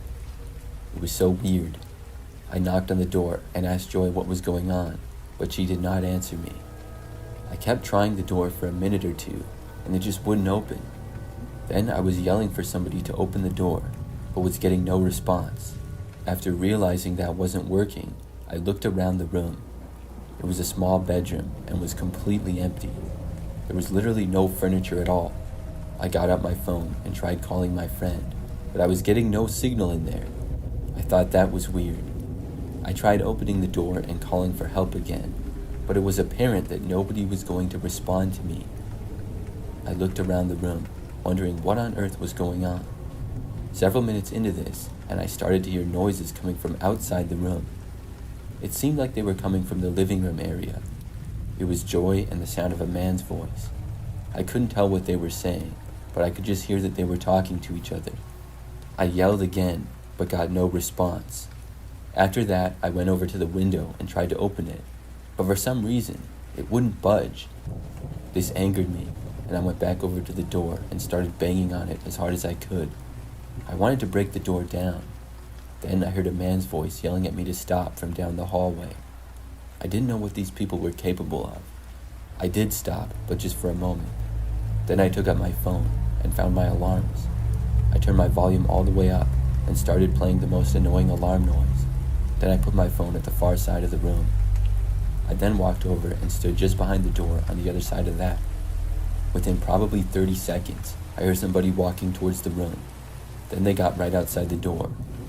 The door then opened and a man walked in. He turned and first started going towards my phone, making all the noise. I came out from around the corner and ran past him, leaving the room. He tried grabbing me at the last second, but I just barely slipped by him. When I ran out of the room, I went down the hallway. Then, when I got to the living room, I saw Joy standing there. She sort of tried to stop me, but I was going too fast and got around her as well. By now, the man had started to run after me. I opened up the door, and when I was doing so, Joy grabbed at my arm. I just got out the door though. They were both running towards me, and I sprinted for my car, and luckily still had my keys on me. I unlocked my car, got inside, and sped away from there. Now, sadly, I left my phone, so I couldn't immediately call the police. I stopped at the first gas station that I saw, went inside, and asked an employee to call the police. They got to the gas station, and after talking with police, we went back to the house. They recovered my phone on the side of the street a block up. When they went to the house, nobody was there. I found out that those people did not actually live in the home, and somebody else had been renting it. So I don't know if those two were ever caught. When I looked, the Craigslist post was gone. I just know that I'm never using Craigslist again after that.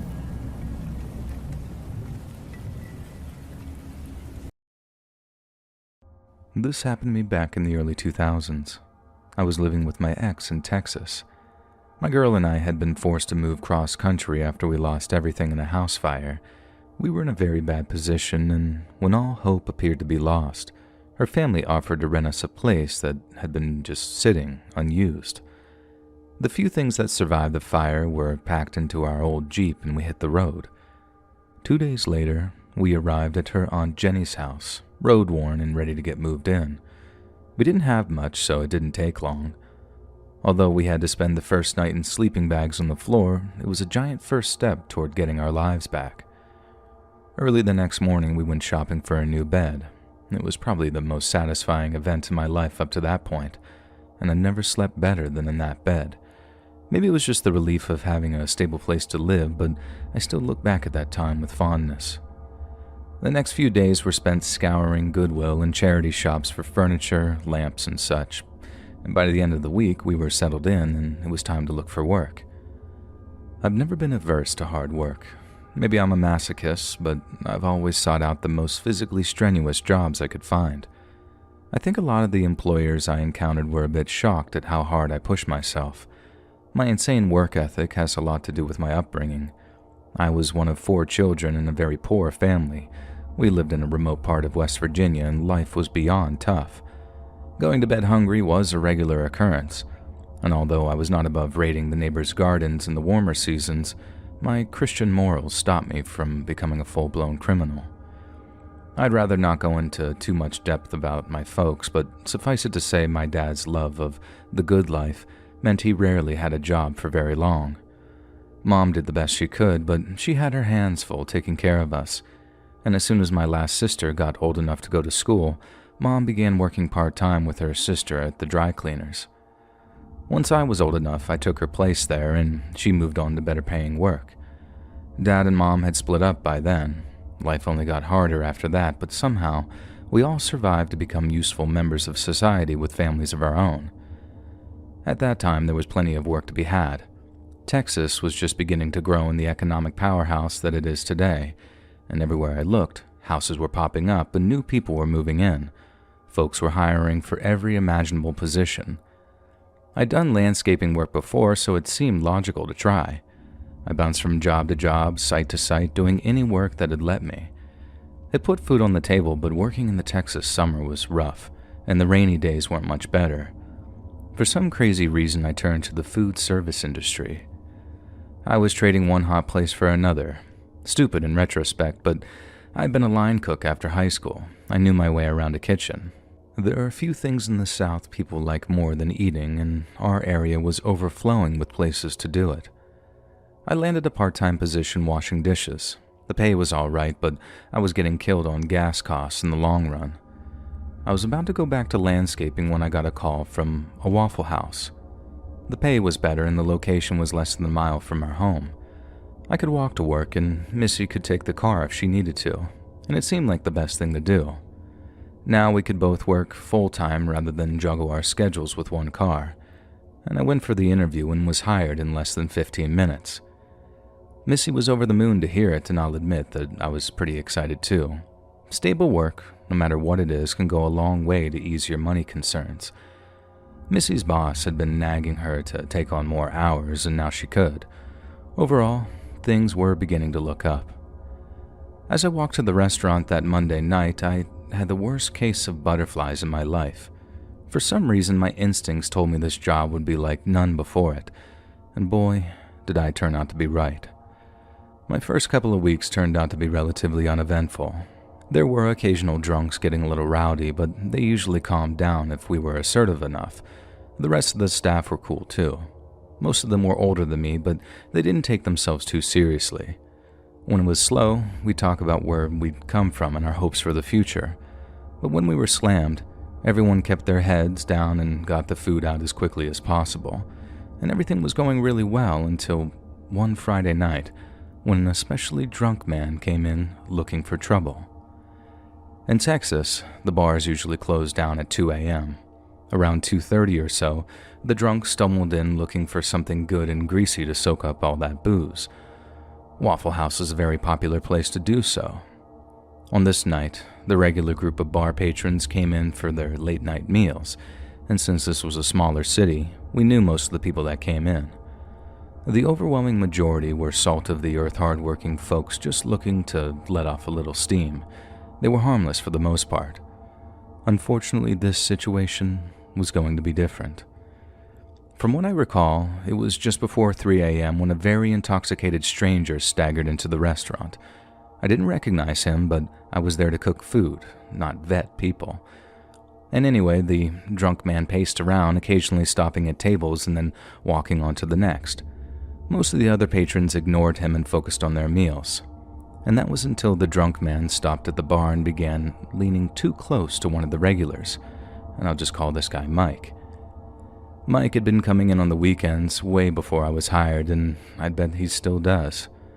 Mike had his own share of drinks and must have been annoyed at the other man's presence. He started barking at the man to get away from him, and he told him he stunk. The stranger took offense to this and tried to take a swing at Mike, but missed. Mike pushed him down onto the floor and stood up from his stool. He was looking down at the stranger, shaking his finger at him while he cursed him out. The drunk stranger stumbled back to his feet and rushed toward Mike. He managed to punch Mike in the chest and stomach a few times before Mike pushed him away again. The stranger fell back onto the table behind him and just stared for a minute before turning and running out of the restaurant. I chuckled to myself as I watched the brief fight before turning back to my work. A few moments later, I heard a woman's voice say something like, "You're bleeding from your chest, Mike." I turned back around to see Mike wiping at the front of his gray shirt. There were a few dark spots on it, and when Mike looked at his hand, there was what appeared to be blood on it, and that was when we realized the drunk stranger had stabbed him, not punched him. It looked like he managed to pull out a knife during the scuffle and got a few quick jabs before Mike could stop him. I'm not sure what made me do it, but I ran to the back and grabbed a stack of hand towels, and from there I ran over to Mike and began putting pressure on the wounds.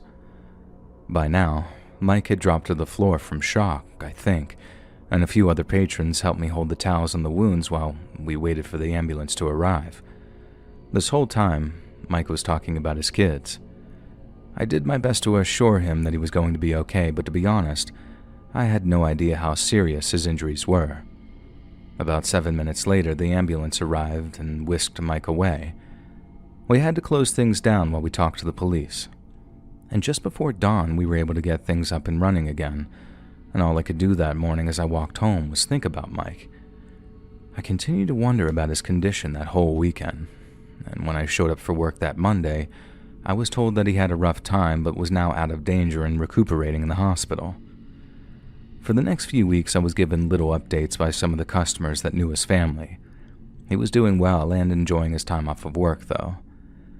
I think almost 2.5 months passed when I was standing at the flat top and heard a familiar voice behind me. I turned around to see Mike standing there with his big toothy grin. I asked how he was doing, and he said he was great. And we shook hands and he gave me a big hug.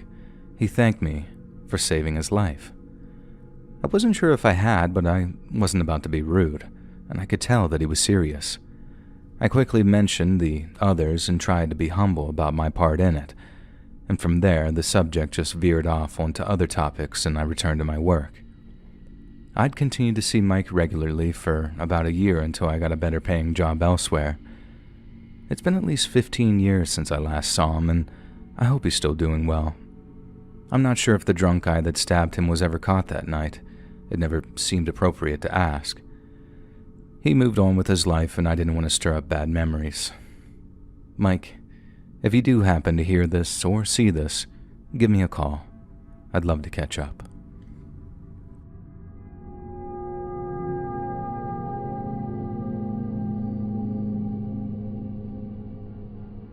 I used to work at the Waffle House in Bethlehem, Pennsylvania. People sometimes ask me if I ever saw one of those Waffle House brawls or anything like that, but honestly, it really wasn't that kind of place. We were just down the street from a bunch of bars and stuff, and the Lehigh College campus was less than a mile away, so we definitely got our fair share of customers during the midnight hours. But I think during all the night shifts that I worked, I only saw maybe 2 or 3 physical confrontations, and those mostly consisted of a little shoving before the 2 people about to fight were separated by their friends. And that's not to say that I didn't end up quitting after a very violent incident. It's just that the incident in question happened to be considerably more messed up than some dumb street brawl. As you can probably guess, weekend night shifts tended to be the busiest when it came to drunk college kids or sports fans stopping by for all-star specials. But the weekday night shifts could actually be pretty quiet. You'd get your giggly stoners staring at the menus for like 20 minutes before ordering, but there were never any trouble at all. And the same went for the truckers and shift workers who came in the store cold sober for their patty melts and hash browns. But then this one night, we had this super sketchy crackhead-looking guy walk through the doors, and I swear to God, when he first walked in, I was like 90% certain that he was about to pull out a gun and rob us. The Waffle House I worked at never had a single robbery for the whole time that I was employed there, but it was still one of your biggest fears when it came to working the night shifts. And whenever anyone came in who fit that profile, basically anyone who looked like they were on crack, we always got a little nervous and kept an extra eye on them. The guy was definitely high on something, and not only was he twitchy as hell, but after ordering his food, he just sat in his booth, intermittently looking over at us without even touching his grilled cheese. I let my coworkers know that the guy was giving me some pretty bad vibes, then carried on cleaning down my station while kind of low-key scoping him out. As I'm watching Mr. Twitch, some regular-looking white guy with dark hair walks in and then orders a coffee and a piece of triple chocolate pie. My coworker serves him, and he takes a seat at the counter to drink his coffee, so I just keep on cleaning while I watch Mr. Twitch. Mr. Twitch looks up, and we make eye contact for a second, and then he looks back down with this sort of nervous expression, like he's either high out of his mind or something and the paranoia is kicking in, or he's thinking about doing something crazy. And I'm getting more and more nervous, but then to my left I hear, "Don't I know you?" And I look around to see that Mr. Coffee and Pie is turned around on his stool and is talking to a guy eating in the booth behind him. The guy in the booth is like, "I don't think so." But then Mr. Coffee and Pie is like, "No, you went to such and such elementary school. You were in my 4th grade math class with Mrs. So-and-so." And I can hear that the guy at the table having a bit of moment of recognition, but I wasn't watching them like I was watching Mr. Twitch. They go back and forth about how crazy it is to run into one another in a Waffle House at 1:30 in the morning, and then start reminiscing about this and that and the other. I lost track of their conversation when I went to get some more cleaning supplies, but when I returned, they were wrapping up their chance encounter with a few good to see yous and take cares. But then, out of nowhere, Mr. Coffee and Pie stops by the door and says, "Oh, and one more thing." Then I look over, just in time to see him pull a gun from out of his jacket. The guy sitting in the booth didn't stand a chance. He looked up just in time to see Mr. Coffee and Pie pull the trigger, and then after 3 shots, the guy slumped forward onto his half-eaten plate of food. The place was so quiet after Mr. Coffee fired his gun that after I ducked down below the counter, I heard the sound of the gun hitting the floor after he dropped it. I stayed down below the counter while I heard the door open and close, and then everyone stayed silent for a few more seconds until some lady started screaming like a goddamn banshee.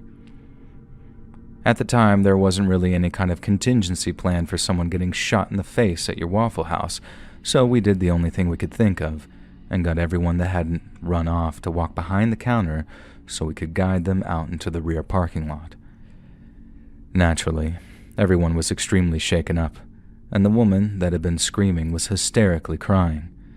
The restaurant was closed for a few days after that because obviously the cops had to perform all kinds of crime scene analytics and forensic stuff. Waffle House offered us free counseling and a bonus to anyone from that shift who would return to work. But unlike my 3 coworkers who were working with me on the night of the murder, I didn't take management up on their offer, no matter how generous it may have seemed. Now call me a coward, but I just figured, why go and work back at a place like that? Where every time I wiped down a table, every time I looked at it, I'd be reminded of that guy slumped over in his food, with that stream of blood just oozing off the table onto the floor. I take my hat off to anyone that could just go back and act like nothing happened, but to me personally, I'd rather just get a job someplace else. Someplace I don't have memories of someone getting murdered right there in front of me.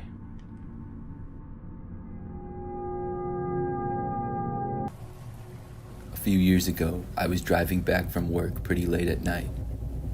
I was going home, and normally I don't work quite that late, but it had been a long one. At this point, I was extremely hungry, and I hadn't had a chance to eat in a long time. On the drive home, I didn't normally pass by many restaurants. I happen to live a little bit out in the country, and there aren't a bunch of places to go to, so I was keeping my eyes out for a place to stop, and I remember I pulled off the highway and I took an exit. My options there were a gas station, and then a little ways down the road I saw a sign for a Subway. At this point, it was probably like 10 something at night. I didn't know if Subway would still be open, but I thought that I would go and look. So when I drove down the road, it appeared as though the Subway was open. The lights inside were on, and I remember that I thought I saw somebody in there when I was driving into the parking lot. However, there weren't any other cars in the parking lot. I decided to park, get out, and go to the door to see. When I did so, the door opened up and I realized that it was in fact open. At least I thought. After walking inside the Subway, it was very quiet and I didn't see anybody inside anymore. I walked up to the counter where you start ordering. I figured the employee was maybe in the back or something, and after they heard me coming in, they would probably come out to take my order. Just a few seconds after getting to the counter though, the lights suddenly turned off and it went almost completely dark. The only light was coming in from the large windows that they had in the front of the store. I looked around wondering what was going on. After maybe 30 seconds or so, I figured that I would just leave. But before I walked away, I heard some noises coming from the back, which was around the corner and out of my sight. That's when I saw a man coming into view. It looked like he had entered from the back room, and I thought that it was an employee at first. I couldn't see the man very well at all because of the dark. But with the light that I did have from the window, I noticed that this man was not wearing a Subway uniform in any way. He just stood there for a moment looking at me. I decided that I would leave still. This situation overall just seemed very strange, so I began to head over to the door. But when I did, I heard the man start walking from behind the counter. I didn't really know where he was going, but it actually sounded like he was going towards me. When I reached the doors, I glanced back and saw the guy swiftly walking my way. He was maybe 20 feet away from me. The man did not say anything, and neither did I. I just left the Subway and started going back to my car. I then heard the man actually leave the restaurant after me. I looked behind me and the guy was getting closer. At that point, I wasn't sure what else to do, so I just started running. I sprinted all the way to my car, unlocked the door, and got inside. Luckily, I didn't have to back up to leave because the parking lot connected to another one, so I just hit the gas and drove away from there. The man had almost reached my car, but I left him standing there in the parking lot and I drove away. I then went all the way back home, not bothering to stop any place else. I was too creeped out by the situation and made something to eat at home. Now, I still don't know exactly what was going on in that Subway. I'm guessing that they were closed, but for some reason the door was open. Was the man that I saw attempting to steal from the place, or was he just chilling in the back? I really don't know, but I do know that he chased after me, and I'm glad that I got away. One time last year, I went to a Subway at night. I was just going to get a sub, and the Subway restaurant was only about 5 minutes from my house. It was located in a quiet strip mall that had several other businesses in it. So I went there at probably about 8 p.m. I remember that it was completely dark out because it was the springtime, and the area was also pretty quiet. Most of the other businesses in the strip mall were now closed. I walked inside of the Subway and I ordered. It didn't take very long because nobody else was there, and then I got my sandwich. I remember that when I was getting a drink from the fountain, I noticed a man passing by on the sidewalk out front outside of the Subway. The man was somewhat tall, had shaggy-looking hair, and was wearing a t-shirt and sweatpants. So I remember that he looked in the window at me as he was passing by, but then he continued walking and went out of sight. After I got my drink and stuff, I walked out and I left the Subway. I was starting to walk to my car in the parking lot when I heard somebody approaching me. There were footsteps a little behind me and to my right. I looked over and I saw the same man. He was approaching me, and before I knew it, the man was right next to me. I stopped to see what the guy wanted. When I did, he asked me if I could give him a ride over to the gas station and pointed in the direction. The way he pointed, there was a gas station within sight, and it really wasn't that far away at all. It was kind of in the direction of where I lived too. Obviously, I didn't want to give this man a ride though. I didn't know him or anything, so I said to the guy that I was in a hurry to get home. but as I started to walk away, the man followed. He said that it wasn't far, and he just needed to go to the gas station and was meeting a friend there. I finally said yes and told the man that I would give him a ride. I feel stupid saying that, because obviously it's not smart to give a ride to a random person you first see at night. But that's what I did, and I was just hoping that it would be a quick drive to drop the man off. I mean, it would take less than a minute to get to the gas station, and it was within sight. It was just a little bit to the left of the strip mall and almost behind it. And the gas station was open, and there looked to be several other cars there. So the man got in the passenger side of my car, and I got in the driver's seat. After getting inside, the man was nice and said thank you to me, and said that he was really cold and didn't want to walk all that way. It was pretty cold out with it being the early spring and nighttime. So I left the parking lot of the strip mall where the subway was. Then I drove out of the parking lot onto a busier street.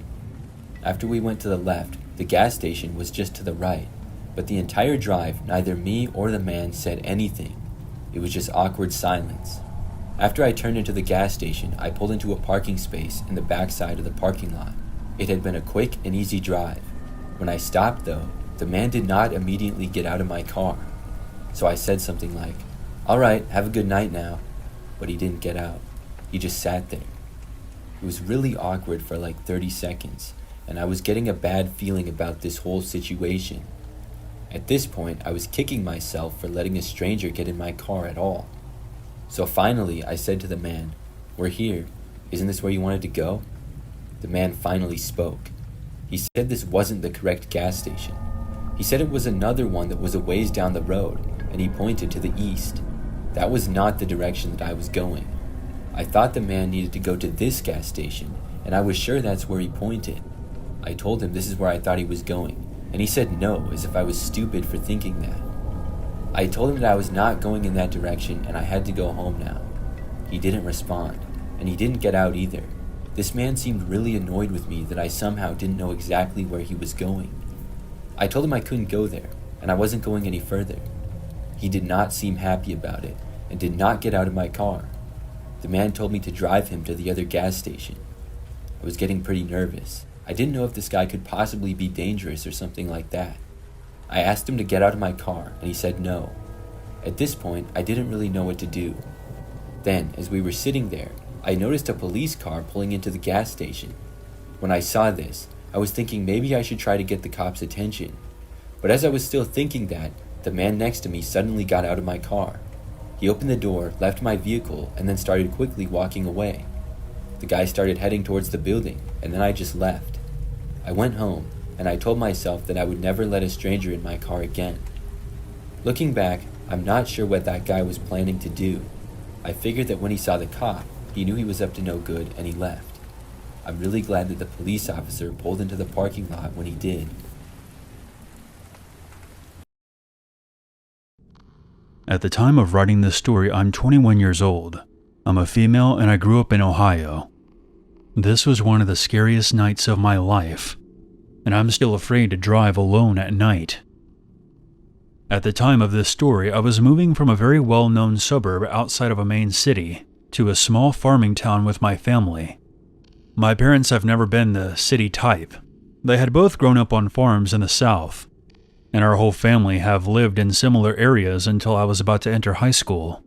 So you can understand how itchy they were to get back to their roots.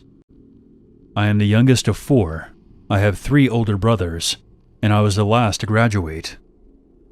So the summer after my senior year, my parents decided this was a good opportunity for a change in scenery, since I was no longer tied down to a school district. The town that we were moving to was only around 45 minutes away. And instead of moving everything all at once and overwhelming ourselves, my parents opted to have us move our things every few days for around 2 or 3 weeks, in the hopes that it would be easier for us to settle into the new house. The majority of the drive between the 2 towns is through main highways, and was pretty much a straight shot. That's why this night was so terrifying, because I had made this drive nearly 50 times before this. I was too comfortable, and I allowed myself to let my guard down. I'm a pretty small girl, around 5'3" and about 140 pounds. And even though my dad had taught me self-defense when I was younger, I'm the kind of person who freezes during confrontation or when I'm under pressure. It's very annoying. So it's a miracle I made it out of this alive. One night I decided to visit some old friends from the neighborhood that we were moving from. I would stop by on my way back to our new house. I can't exactly remember what time it was. I'm thinking it was around 10 or 11 o'clock at night. Regardless, it was already very dark outside. Now, even though Ohio is a northern state with pretty severe winters, in recent years the summers have been sweltering, even at night. I can also get a bit car sick in the heat with all the muggy air getting trapped in the car. At the time, my car's AC was malfunctioning, so I usually drove home with my windows down. As I said, it was pretty late. There weren't really any other cars on the road with me. I'd seen about 10 cars during the entire drive. When I was just over halfway on the second main highway, there was an intersection with a gas station on my right, and nothing but a river and bridge on the left.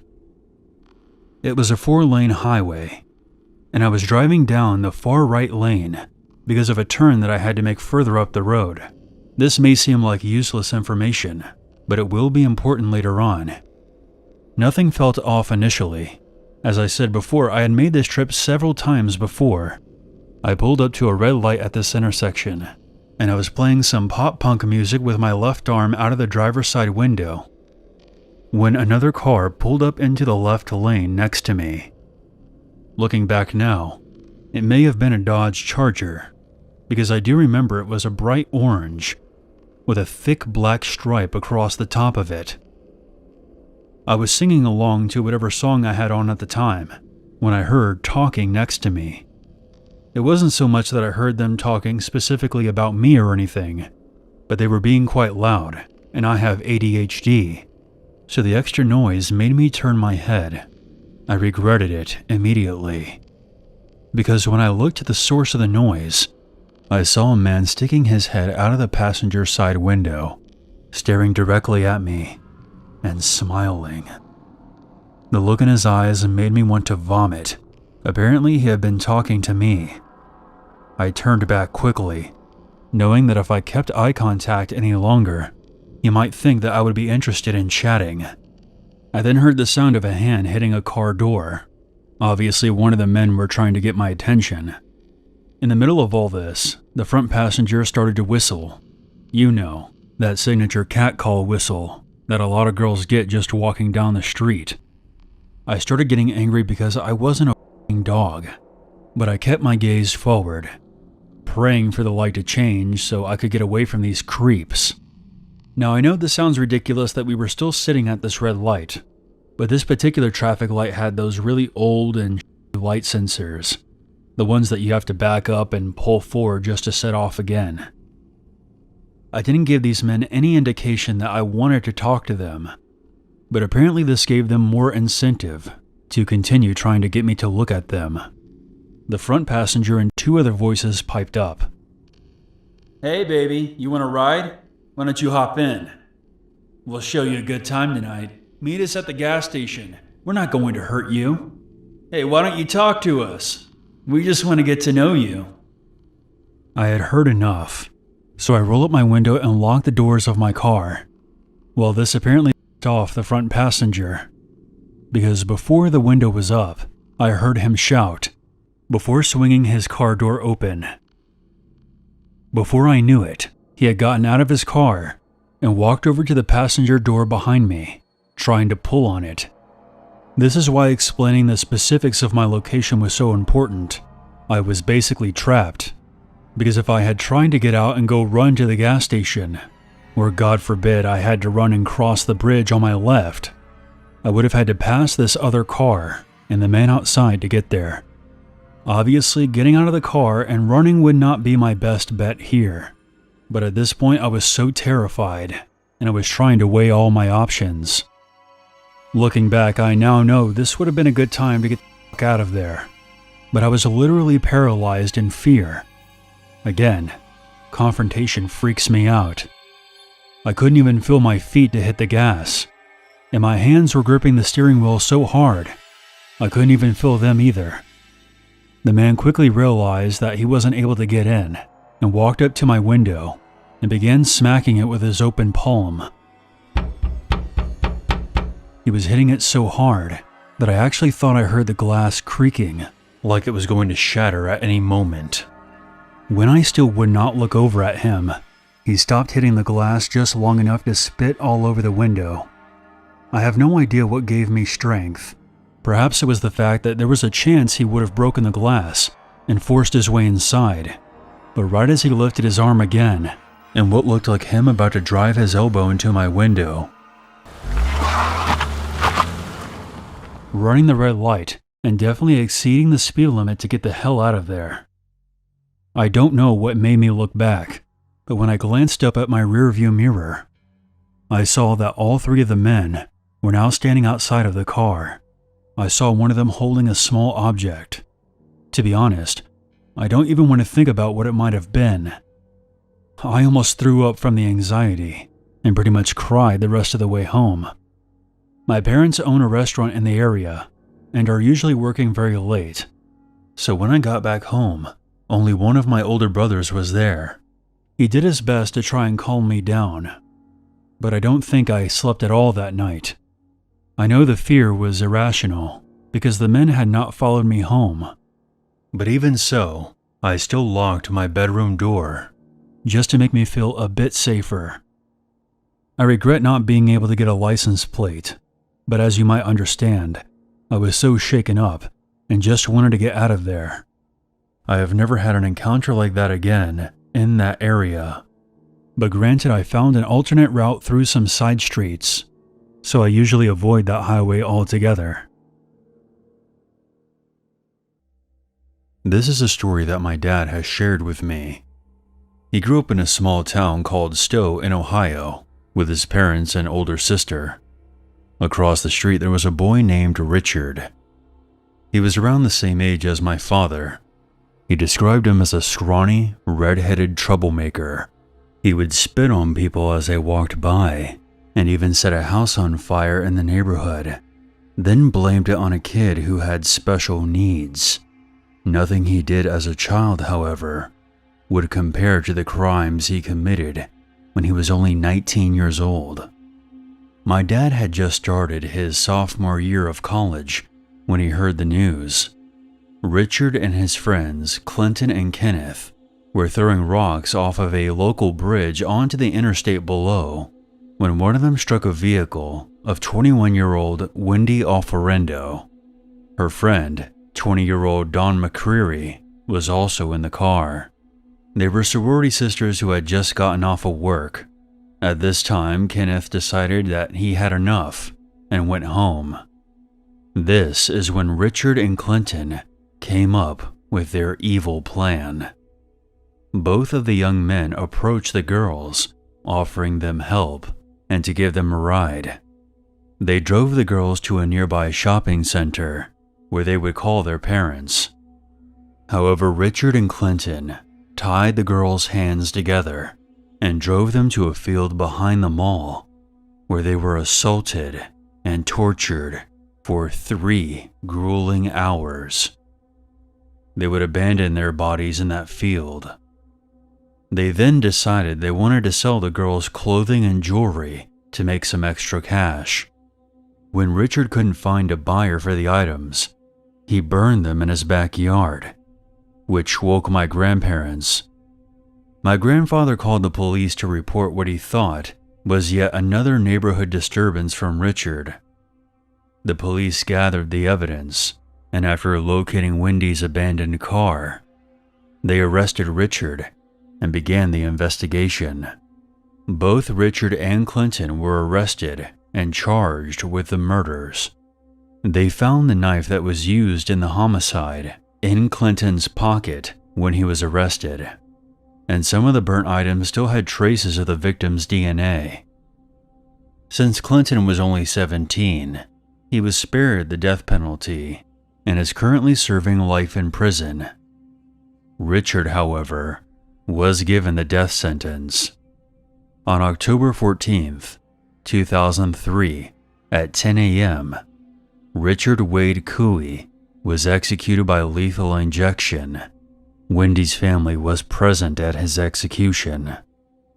Every time I visit my grandparents' house, I look across the street to where Richard used to live, and I can't help but get the chills.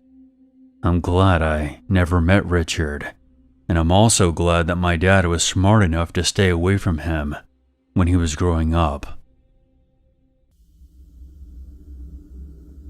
For the sake of the story, I'm going to call myself Rodney. This happened in 2011, around February. English is my second language, so please bear with me. For some information, I am a 33-year-old Haitian male living on the outskirts of London. I was 20 at the time, and I was still living with my parents. I was dating my first girlfriend, who I will refer to as Nicole. Nicole was 19, and the first 6 months of the relationship went well, and we had a lot of things in common. Nicole was originally from Martinique, which is a small island in the Caribbean. Many of the population there speak French, and so do I. She lived with her older brother and 2 male cousins. I thought I had found the one, but I was sadly mistaken. As our relationship progressed, she became more and more controlling. She would constantly argue with me, and would yell at me if she found out that I had played video games online with my longtime female friends. She even tried to fight one of my female friends because she thought I was cheating on her. My friend got the best of her, of course, and ended up kicking her ass. Eventually I had enough and broke up with her. But things began to happen about a month after our breakup, when I started dating the girl who would eventually become my wife. I'll refer to her as Jennifer. When Nicole found out that I was dating somebody else, she became furious. She started calling my phone multiple times and sending me threatening emails. Her brother also left me some very alarming voicemails. "You scumbag. You're going to suffer for hurting my little sister's feelings. I know where you live, and I'm coming for you." Jennifer was concerned, but I didn't think anything would happen. But again, I was sadly mistaken. One night, both of my parents were out of town, so Jennifer and I were all alone, having a good time. We then heard someone hitting the front door. It wasn't like somebody was knocking.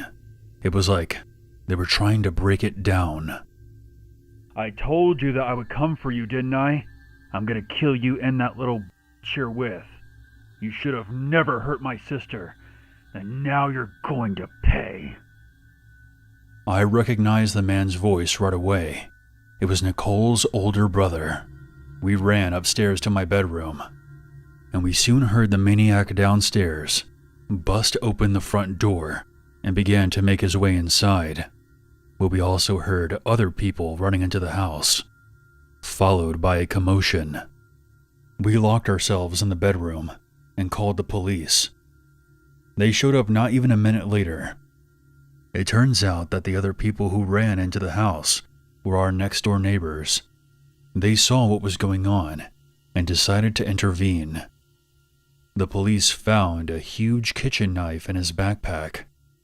Both my ex-girlfriend and her older brother were arrested for attempted manslaughter. Now I know what you might be thinking. Attempted manslaughter? The man planned on murdering both of us. But remember, this is the UK. The justice system here is a complete joke. However, Nicole and her deranged brother were deported back to Martinique. But there's just one problem with this.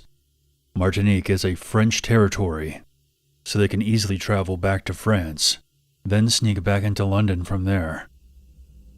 Jennifer and I have moved on with our lives and are now married. I just hope that Nicole and her psycho brother don't try to hunt us down again.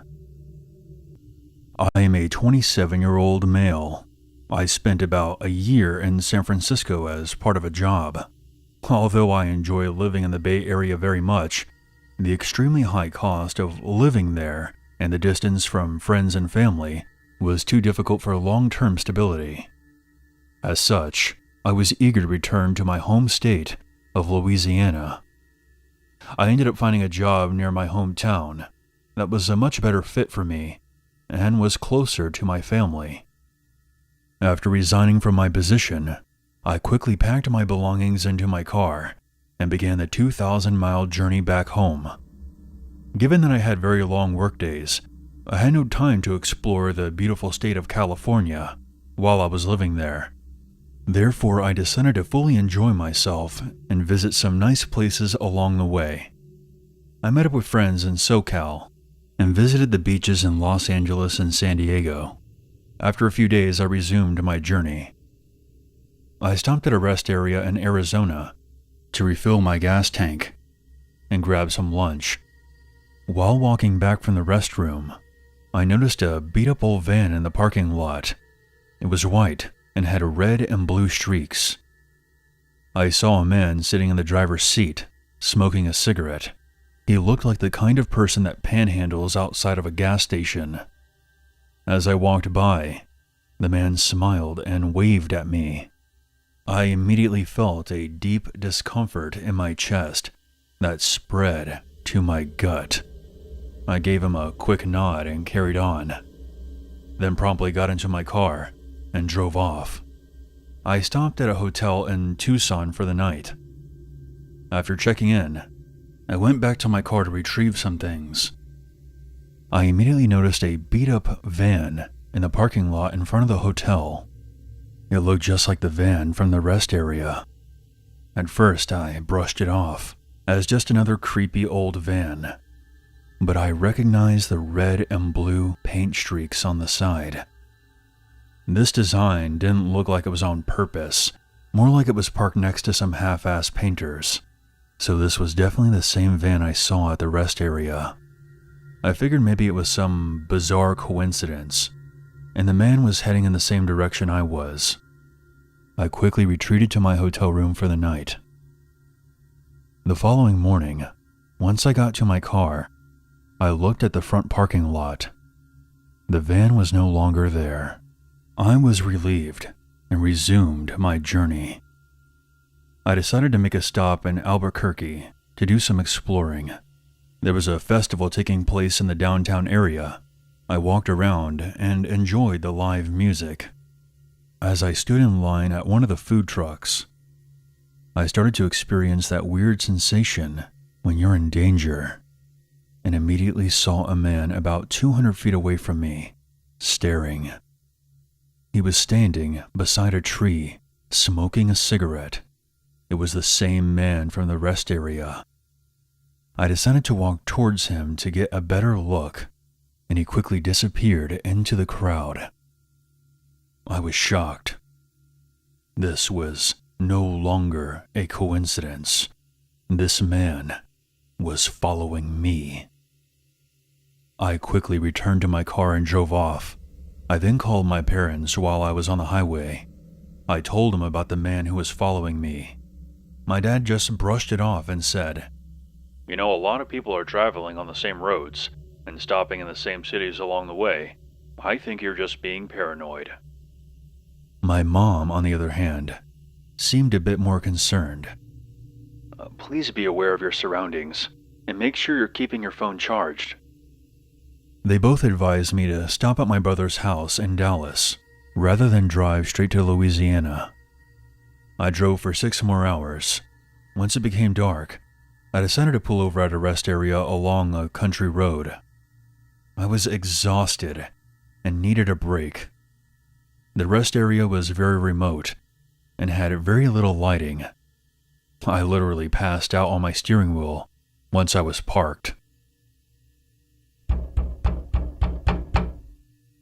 I was woken up by a very loud knock at the driver's side window. I turned to my left and saw someone standing outside. It was dark, and I couldn't see who the person was at first. I turned on the dome lights and I immediately recognized the person. I then saw a beat-up white van parked right next to my car. My heart began racing. The man grinned at me and signaled for me to roll down my window. "I need some help. Roll down your window. Now." Again, I shook my head and said no. He immediately became upset and began pounding on my window. The man then attempted to open my door, but luckily, I kept all my car doors locked. He then pulled out a knife and hissed, "Open your damn door." I started my engine and put my car into reverse. He began running after my car, with a knife in his hand. I couldn't stop hyperventilating.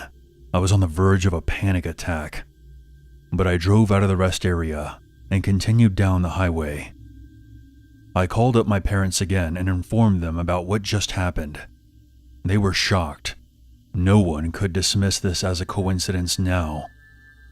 They believed it would be worthwhile to call the police, but that it might be difficult for them to really do anything about it, as the rest area was in the middle of nowhere, and it was unlikely that there were any cameras in the parking lot. I was about 5 hours from my brother's house.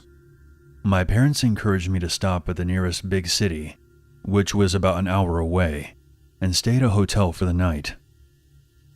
I ended up contacting the police the very next day and filed a report. I provided the rest stop's location and a description of the van. The officer forwarded that information to the highway patrol, but as expected, they couldn't do anything about it. The man was probably miles away by that point. I was strongly encouraged to stay off the country roads and avoid driving at night. I eventually made it to Dallas and told my brother and my sister-in-law about what was happening. My brother, being the true gun-loving Texan he is, said that he would have his firearms ready just in case something happened. I spent about a week in Dallas and then drove back home to Louisiana. Thankfully, I did not encounter that man again. Since this traumatic experience, I have refrained from taking long road trips alone, and I'm almost always scared to drive through the countrysides now. It's almost too easy to disappear without a trace in these areas. What frightens me the most about all this is that a random stranger relentlessly followed me for several miles from Arizona to Texas over the course of 2 days. I always wonder what his intentions were and what would have happened if I wasn't able to escape from that rest area.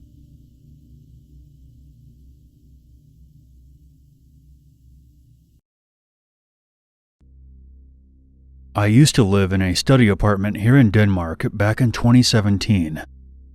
Study apartments are basically very small, typically one-room apartments, serving as a way for young people to be able to move away from home, despite not having much money.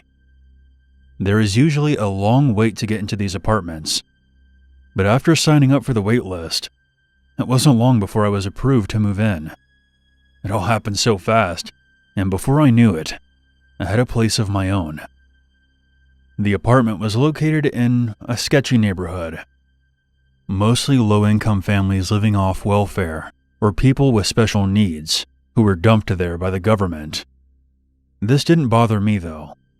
I got to have my very own place at a relatively young age, which was a huge accomplishment for me. Here I could hang out with my friends, bring my girlfriend over, and generally enjoy the feeling of being an adult. While I was living there, nothing creepy ever really happened, aside from dealing with an old lady who was mentally ill. She would always scream at other residents, cursing at them. She was the kind of crazy that made you always look around when you pulled into the parking lot. You might want to park elsewhere if she was out and about. I found out that she didn't pay her electric bill because she believed that the government was monitoring her. She also always wore a bicycle helmet because she wanted to shield her brain from aliens trying to snatch it. I knew all of this from my friend who was dating a girl who worked with elderly citizens. I never really felt unsafe in my apartment complex because of this. I was just aware of my surroundings, and I always made sure to lock my doors and check my apartment before going to bed, on the off chance that crazy old lady was hiding somewhere, thinking that I was a gray. However, one night, after a gaming session that lasted until around 3 a.m., I had just gone to bed and turned off my lights. I was very close to falling asleep when suddenly my doorbell rang. It was so loud and sudden that I almost flew out of bed. I sat up and carefully listened to the eerie silence that followed the ring. Mind you, this was 3 a.m., and I was not expecting any visitors. My front door had a wooden frame, with slot windows at the bottom and top, which I had covered with paper so that people could not see inside. But even with the paper covering the openings, the hallway light still outlined the silhouette of someone standing outside of my front door. Upon seeing this, I became alarmed as I approached. "Can I help you with something?" Please let me in. I need your help, please." The voice sounded drunk, but in a fake, pretend kind of way. "What do you want? Who are you?" Please help me. I need your help. Please just let me inside." No way, man. I don't even know who the fuck you are. Do you have any idea what time it is? Just let me in, I swear. I'm not going to hurt you." Hearing this made everything seem much more creepy than it already was. I grabbed my golf club from behind my door. "Listen, I don't know what you need help with, but you had better speak up, or I'm coming out there, and you're not going to like what happens." I'm looking for number 86. Please, just let me in." 86? You're at 64. You're on the wrong level. Is this what you needed help with? The man then started to loudly bang on my door. I grabbed the doorknob and prepared myself for a confrontation. Suddenly, the pounding stopped, and I could hear the man's phone vibrating.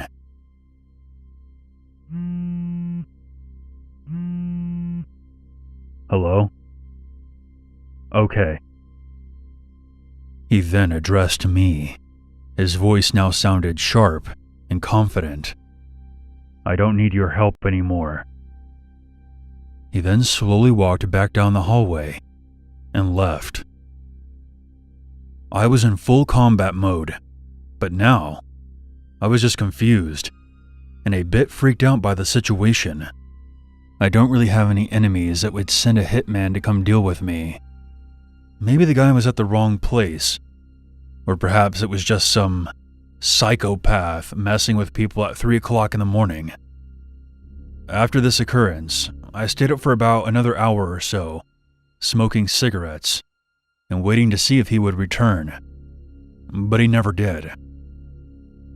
To this day, I still have no idea what the person wanted. However, the sudden shift from sounding fake drunk to perfectly sober makes me think this wasn't your typical situation. Besides, who knocks on some random person's door at 3 a.m. with all the lights off? Not to mention his comment about not hurting me. I think if I had opened that door, something bad would have happened. I'm glad I decided to keep it shut. This entire ordeal has shady written all over it, and I'm happy to say that nothing else like that happened again, and I ended up leaving that place 2 years later.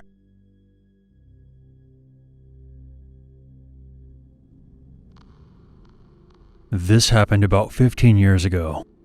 I was 21 years old and living in my very first apartment. It was a small bachelor apartment in a sketchy area. I grew up in a town that was known to be rough and tough, and I knew how to handle myself and learned at a young age to keep my head down and not go looking for trouble. My apartment building was behind a bar. A lot of the patrons of the bar would stand outside and smoke. When they did this, they would be facing my apartment. Most of the smokers would keep to themselves. A few would nod and say hello if I passed by, and I never had any issues. Until one evening. That night, I came home from work. I passed by the bar and saw this extremely tall man outside smoking. As I passed, he stared daggers at me. I gave him a slight nod and he acknowledged me, but he just continued staring. It made me feel uncomfortable, but I didn't think much of it. About an hour later, I hear a knock at my door. It was odd because you have to buzz people into the building. The complex only had 8 units, and I didn't really know any of my neighbors. I froze because I didn't really want to talk to anyone, but the knocking continued. I finally shouted, "Who is it?" A voice on the other side replied, It's Tom. "I don't know anyone named Tom. I think you must have the wrong apartment." The voice then said, You don't know me, but I know you. Open up, so we can talk. I walked over to the peephole and saw that it was the tall man from the bar. I loudly said, "Or I'm calling the cops." I then heard him walking away and heard the exit door opening and closing.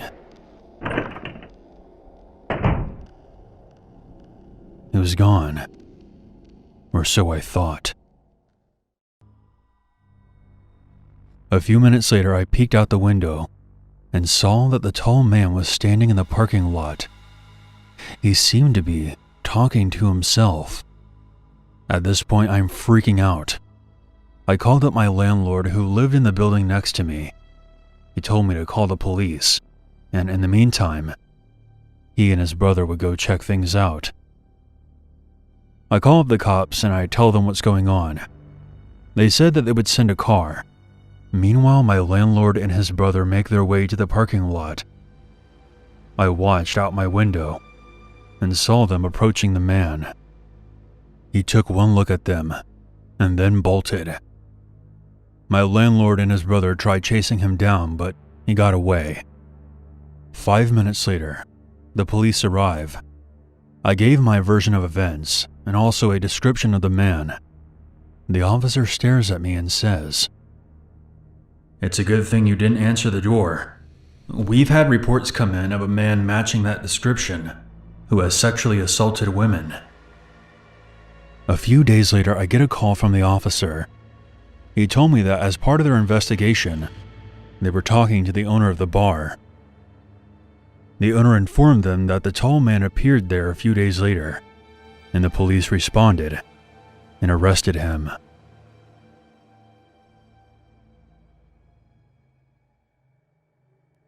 This happened to me about 4 years ago. I was living with a roommate at an apartment complex in a bad area. It wasn't terrible, but it was right by a busy road that seemed to attract a lot of crime. As a woman, it was the kind of place you didn't want to walk around at night. I had, and had been harassed almost every time. This was before I had a car. It was about 3 a.m. My roommate was dead asleep. I was awake. Who knows why. I was in my room on the computer when I heard a knock at the door. It was literally just one knock. I took off my headphones to make sure I had actually heard it. After a few seconds of pause, another knock came. It then began a rhythm. It wasn't your typical someone knocking at the door wanting to see you. It was a slow, continuous one, almost like a heartbeat.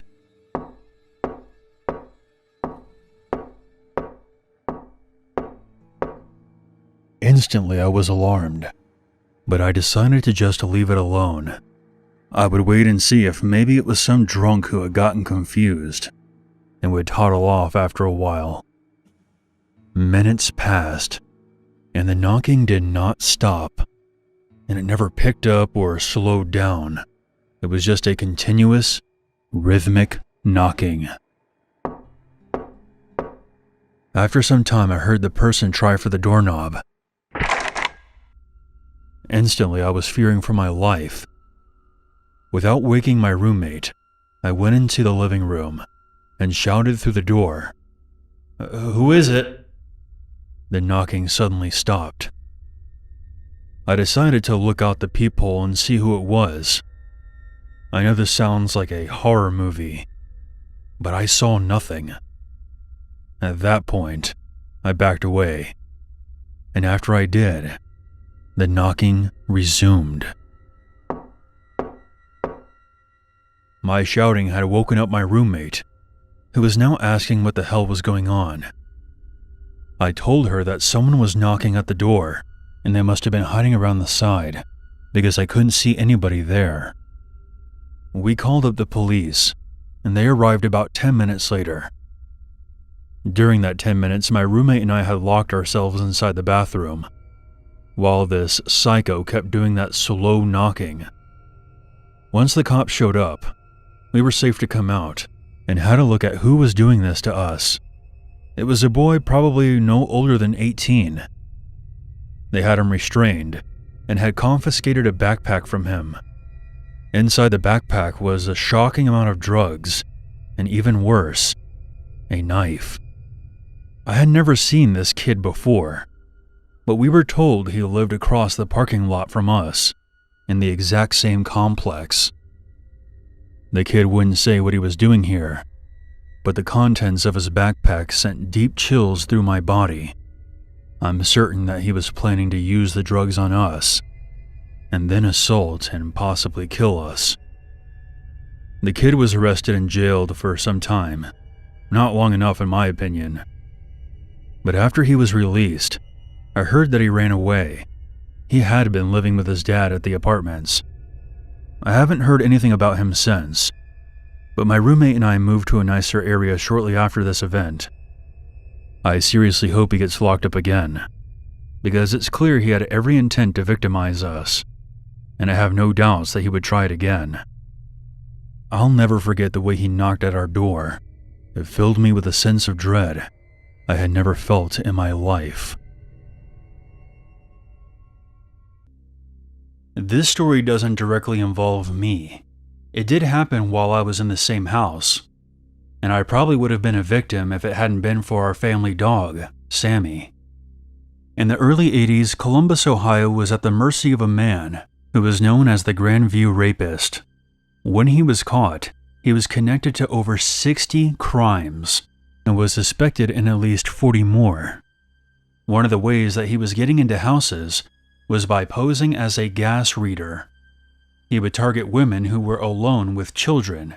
He would enter these houses and then threaten to kill the children if the women did not comply. I don't know how things worked in other areas, but here in Columbus, during the 80s anyway, letting a gas reader into your house was a normal thing. There were lots of meters in the basement, and it was the kind of thing you didn't really give a second thought to. One day there was a knock at our back door, and a man called out, "Hello, I'm here to read the gas meter." My mom thought this was kind of strange.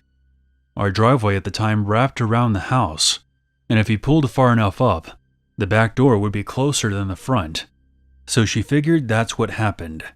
She went to let the man in. No sooner had she opened the door, Sammy came charging into the room, frothing at the mouth and snarling.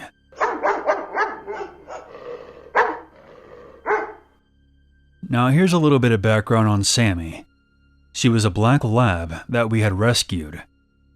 Before we adopted her, she had been struck by a car and had been brought into the Ohio State University Vet Hospital. She survived her surgeries, but because of them, she was full of screws, splints, and plates. Any sort of physical activity would cause her great pain. She's also the most laid-back dog I've ever met. She did not growl. She didn't bark, and she didn't really seem to care if she had never met you before or not. That was the dog who was frothing at the mouth in anger and jumping so hard at the back door that she not only pushed it closed, she actually broke the window on the door by slamming into it. All the while, my mother was trying to hold her back, saying to the man, "Oh, I'm sorry, she's never like this." After several minutes, this guy runs off. He does not hop back into a work vehicle. He runs away on foot. It wasn't until after the man left that my mom began to think how odd this entire situation was. The man she saw was not wearing a uniform or had a clipboard. She didn't even see a name tag either, so she decided to report it to the police. The operator told her to lock all the doors and to stay on the line. Within minutes, there were a trio of cruisers out front and several more cops combing the area. Sammy was back to her normal self again, laying on her side and begging for treats whenever an officer came by. I was only 2 or 3 years old at the time, but I remember this part vividly. My mother gave a description of the man. This part was relayed to me later. He was a white male, fit, mid to late 20s, with sandy blonde hair. The officer then told my mother we owed our dog a steak dinner. He said that this suspect would stalk houses while husbands were away at work, and they also suspected that he would observe school bus stops to find women who were home alone with small children, and then knock on their doors pretending to be a gas man. There was a bus stop right outside of our front yard. I wish I could tell you that there was a happy ending here, but unfortunately there isn't. It was only when I was researching this story when I came across the most chilling discrepancy. The man who was convicted for these crimes was an older black man. My mother distinctly remembered seeing a younger white man. I know for a fact that several women had been violated in that same area around the same time. It was entirely possible that there was more than one man preying on women in that same area. To my knowledge, the man whom my mother encountered at our back door was never caught. The story happened in the fall of 2009. I used to live in Harrisburg, Pennsylvania. For some information, my name is Vanessa, and I'm a 30-year-old woman, but I was 16 back then. And this was the year that I got my driver's license. And my father bought me my first car, which was a 2009 Infiniti G37 sedan. I have 3 sisters named Sasha, Clarice, and Sabrina. They were all happy for me when I got my driver's license. So to celebrate, we decided to take a road trip to Delaware County to visit our cousins and other extended family members. Our father and stepmother were not very strict parents and were pretty laid back, so they didn't mind us taking this trip. They just reminded us to drive carefully and to always be aware of other drivers on the road. So we packed our bags and hit the road to spend the weekend at our uncle's house. The road trip to Delaware County went well, but when we headed back is where went south. We were supposed to leave Sunday afternoon, but we were all having a good time with our cousins, so we didn't pay attention to the time and ended up leaving around 9 p.m. Unfortunately, we had to go because we had school the next day. There wasn't a lot of traffic, and we made a stop at a random Target store so we could buy some snacks. Almost no one was in the store except for this strange man who kept staring at us. He was about 6 feet tall, had long, greasy, unkempt hair, and yellow teeth. My sisters and I noticed him and told each other to keep our distance. While we were creeped out by this guy, we didn't think too much of it, but we started to get worried. Whenever we would go down another aisle, he would follow us. He eventually addressed us and said, "Oh, you girls look so gorgeous tonight." Sabrina, who has a big mouth, responded with, Ew. Get a life. You better watch your mouth, little girl, before I squeeze the life out of you. I gave you a compliment, and you have the nerve to run your mouth. This is when I told my sisters that we should leave. We went to the checkout line and paid for our snacks, but when we got outside and walked towards our car, the man emerged from between two parked cars and rushed at us with a knife. I'm gonna watch your guts spill out like sausages. We went into full panic mode and began running. We decided not to run to our cars because if we tried to open our car doors, the maniac would definitely catch us. Luckily, the man wasn't very fast and he could not keep up with us. We crossed the street and decided to hide behind some large trees. We managed to outrun him, but he was still looking for us. I'm gonna find you, and when I do, I'm going to enjoy separating your heads from your bodies. Fortunately, he did not see us, and we were able to run back to our car. It was only when we got back that he finally spotted us. I quickly put the car into drive and floored it out of there. But the drama was far from over. To our absolute horror, a pickup truck began tailing us. I made a quick getaway from the Target parking lot, but I wasn't driving very fast because I thought it was over. The road we were driving on now was narrow, so I couldn't go any faster to escape him. He was tailgating us and even hit the back of my car. Eventually the road widened, so I used it to my advantage and put the pedal to the floor. His old truck couldn't keep up. I then made a sharp right turn. He also turned, but he was too far behind. By the time we got to the highway, I lost him completely. Looking back now, I regret not going to the police station, but we were all freaking out and not thinking clearly. But in the end, I'm glad that we didn't get decapitated by that absolute maniac.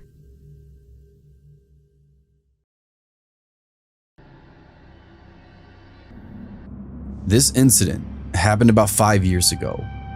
This is a story that I never really tell anymore because most people are either uncomfortable hearing it or make well-meaning comments about what I should have done in this situation without really understanding how differently your mind works when you're experiencing absolute panic. So here's my story. I was living in a relatively nice apartment in downtown Memphis, working as an ophthalmic technician. I arrived home from work at my usual time, which was around 4:30 p.m., unlocked my door, and went inside. I set my phone, wallet, and keys on the kitchen island, hearing my heavy metal front door swing shut loudly behind me, and began taking care of some errands around the house. Having grown up in a small town, it was habitual for me to not lock my door during the day, especially when I knew my husband would be home soon anyway.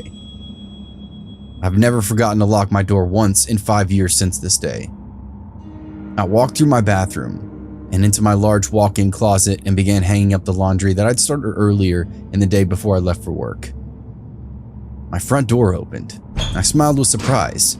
My husband was home a little early, and I happily called out to him, "I'm in here, love." I was met with silence and slowly began to feel that sinking feeling of something is wrong crawl up my spine. I tried to shake it off, thinking my husband simply hadn't heard me, and walked out of my living room kitchen area. Standing on the other side of my kitchen island was a complete stranger. He was male, older than me, I would estimate in his 50s, just standing there staring at me. No ski mask, no weapon, just watching me. I wondered if he'd maybe walked into the wrong apartment and was going to apologize and leave. But as he continued to stare, I realized that I needed to do something other than just gape at the stranger inside my house. I stood tall, puffed out my chest in an attempt to look more threatening, which is hard to do as a small female, but used a loud, clear voice, telling him to get out of my apartment. that he had no business being here. He completely ignored me, like I hadn't even spoken. Then began to pick up my things, my cell phone, my keys, my wallet. He picked them up methodically and put them into his own pockets. And that's when it hit me that this person is truly dangerous. I was naive enough to believe this was all a mistake until that moment. I darted forward toward the only other device that I had that would allow me to get help, my computer. I had to take a few steps closer to the intruder in order to reach it, but I still had 12 to 15 feet between us, so I knew I could grab it and run before he could reach me. As I picked it up and turned to run, I saw him start to move after me. I sprinted back toward the bathroom because it was the only place I could go and put 2 locked doors between us, my bathroom door and the closet door. I slammed and locked the first door, and within seconds, I could hear him messing with it, trying to open it. I ran into the closet and locked that door too, opening my computer and getting on Facebook Messenger to contact my husband. I sent message after message, pleading with him to call 911 and tell them that there was an intruder in our apartment. He got the messages within minutes and assured me that he had a dispatcher on the phone and he was leaving work himself to try and get to me if he could. I waited and waited. The bathroom door opened, and the intruder came inside. He moved to the closet door and started to break down that door too. Here's the part where people usually start giving me advice on how I should have acted, but all I can tell you is that I was frozen in the moments. With fear and shock, I don't know, but I didn't scream or cry, or search for a weapon in that dark closet. I didn't brace the door or try to hold it closed. I just kneeled in my closet and waited to die, because that's what I thought was going to happen. People also like to tell me that I lived in an apartment.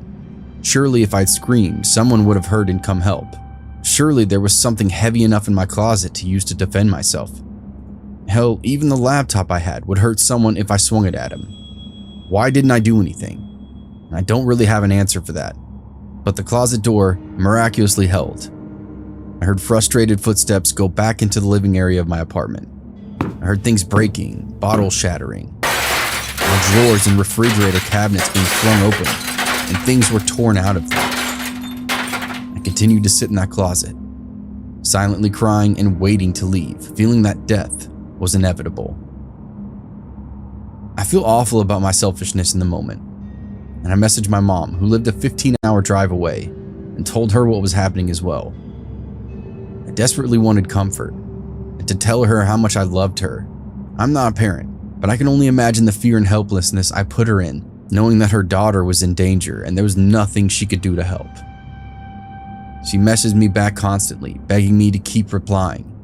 I told her I would as long as I could, but I also told her to tell my brothers that I loved them, and to help my husband through whatever happened next if it ended badly for me. The intruder came back and started messing with the closet door again, mumbling disjointed words that I couldn't really distinguish. I remember hoping that the police would get to the apartment before my husband, that he wouldn't be the one to find me in whatever state this invader left me in. The front door opened once more, but this time it was my husband shouting for me. The intruder walked out toward the living room kitchen area again, and I opened up the door and darted from the closet to find my husband on the ground with him, pinning him in place. The man kept mumbling and at times yelling, but never really put up much resistance. This entire part is a blur for me. I remember feeling like the room was spinning, filling with fear mostly for my husband at this point. Eventually the police found the apartment. It took them about 25 minutes to arrive, which still blows my mind. I know that time seems to move slowly during scary situations, so I thought it was less than that. But from the time my husband dialed 911 to the time the officers arrived, it was 25 excruciating minutes. This isn't intended to bash them in any way. It just seemed like an unusually long time for a response to a home invasion. They got my things back from the man and took him out of my apartment. I numbly went through the process of filing a police report and telling them what happened. One of the officers commented that I really should keep my doors locked at all times. I remember feeling like he was being very insensitive or blaming me for what happened. But later, recognized his words were coming from experience. I'm sure he's seen this situation end differently for other women. Within 30 minutes, the scariest incident in my life was over, but I've carried the fear, the violation, and the anxiety of having someone intrude into my space for years. If it happened to me once, it could happen to me again. If this or something similar has happened to you and you're struggling with the aftermath of it, the sleepless nights, the lying awake listening for sounds of forced entry, the nightmares, the constant check and rechecking your locks, this is what eventually helped me. A year after this took place, my husband and I moved to the Midwest for his job. We selected a safe town with a nice apartment complex and chose the third floor apartment with only one point of entry. I looked up every statistic on crime for that neighborhood, finding only one incident that isolated for a car theft, and it was the only thing reported in decades. I still couldn't sleep at night. It was definitely better than staying in that same apartment in Memphis, but my husband often worked night shift now, and I couldn't simply continue being terrified to sleep at night. I realized my biggest fear wasn't that something could happen again, but that if it did, I was just as unprepared now as I was then. I hadn't changed anything other than locking my doors, and I knew I would likely freeze up again and leave my life up to being able to hide well enough or having a door hold long enough to save me, and that was unacceptable. I walked into a martial arts school with an excellent self-defense program, introduced myself, and started taking classes. At first, I was quiet, hiding in the back of the room and generally keeping to myself. My instructor, who was both incredibly kind and incredibly insightful, slowly built up my confidence and brought me out of my bubble of fear. After several months of training, I finally shared my reason for taking classes with him, and he's worked with me tirelessly to give me the ability to protect myself in any environment. I've been training for years now, and the difference has made in every aspect of my life is unbelievable. The meek, quiet girl that waited to die in her closet does not exist. I'm confident, I'm strong, I'm worthy of living and protecting myself in my home. I'm no longer ashamed of how I handled the situation I was in, but I also understand what steps I can take to ensure that I'm safe. It wasn't easy, and it didn't happen overnight, but it was worth it. I recognize this might not be a solution or option for everyone. Your experience is valid, and however you decide to cope with your own story is the right choice for you. This is how I happen to do it, and it's worked well for me. Thank you again for listening. I'm a little afraid to share this because I'm not sure how people will respond. Maybe doing so will help someone else that's feeling alone with this. If anyone is struggling with their own story and wants a kind ear to listen, I'm here. Stay safe out there.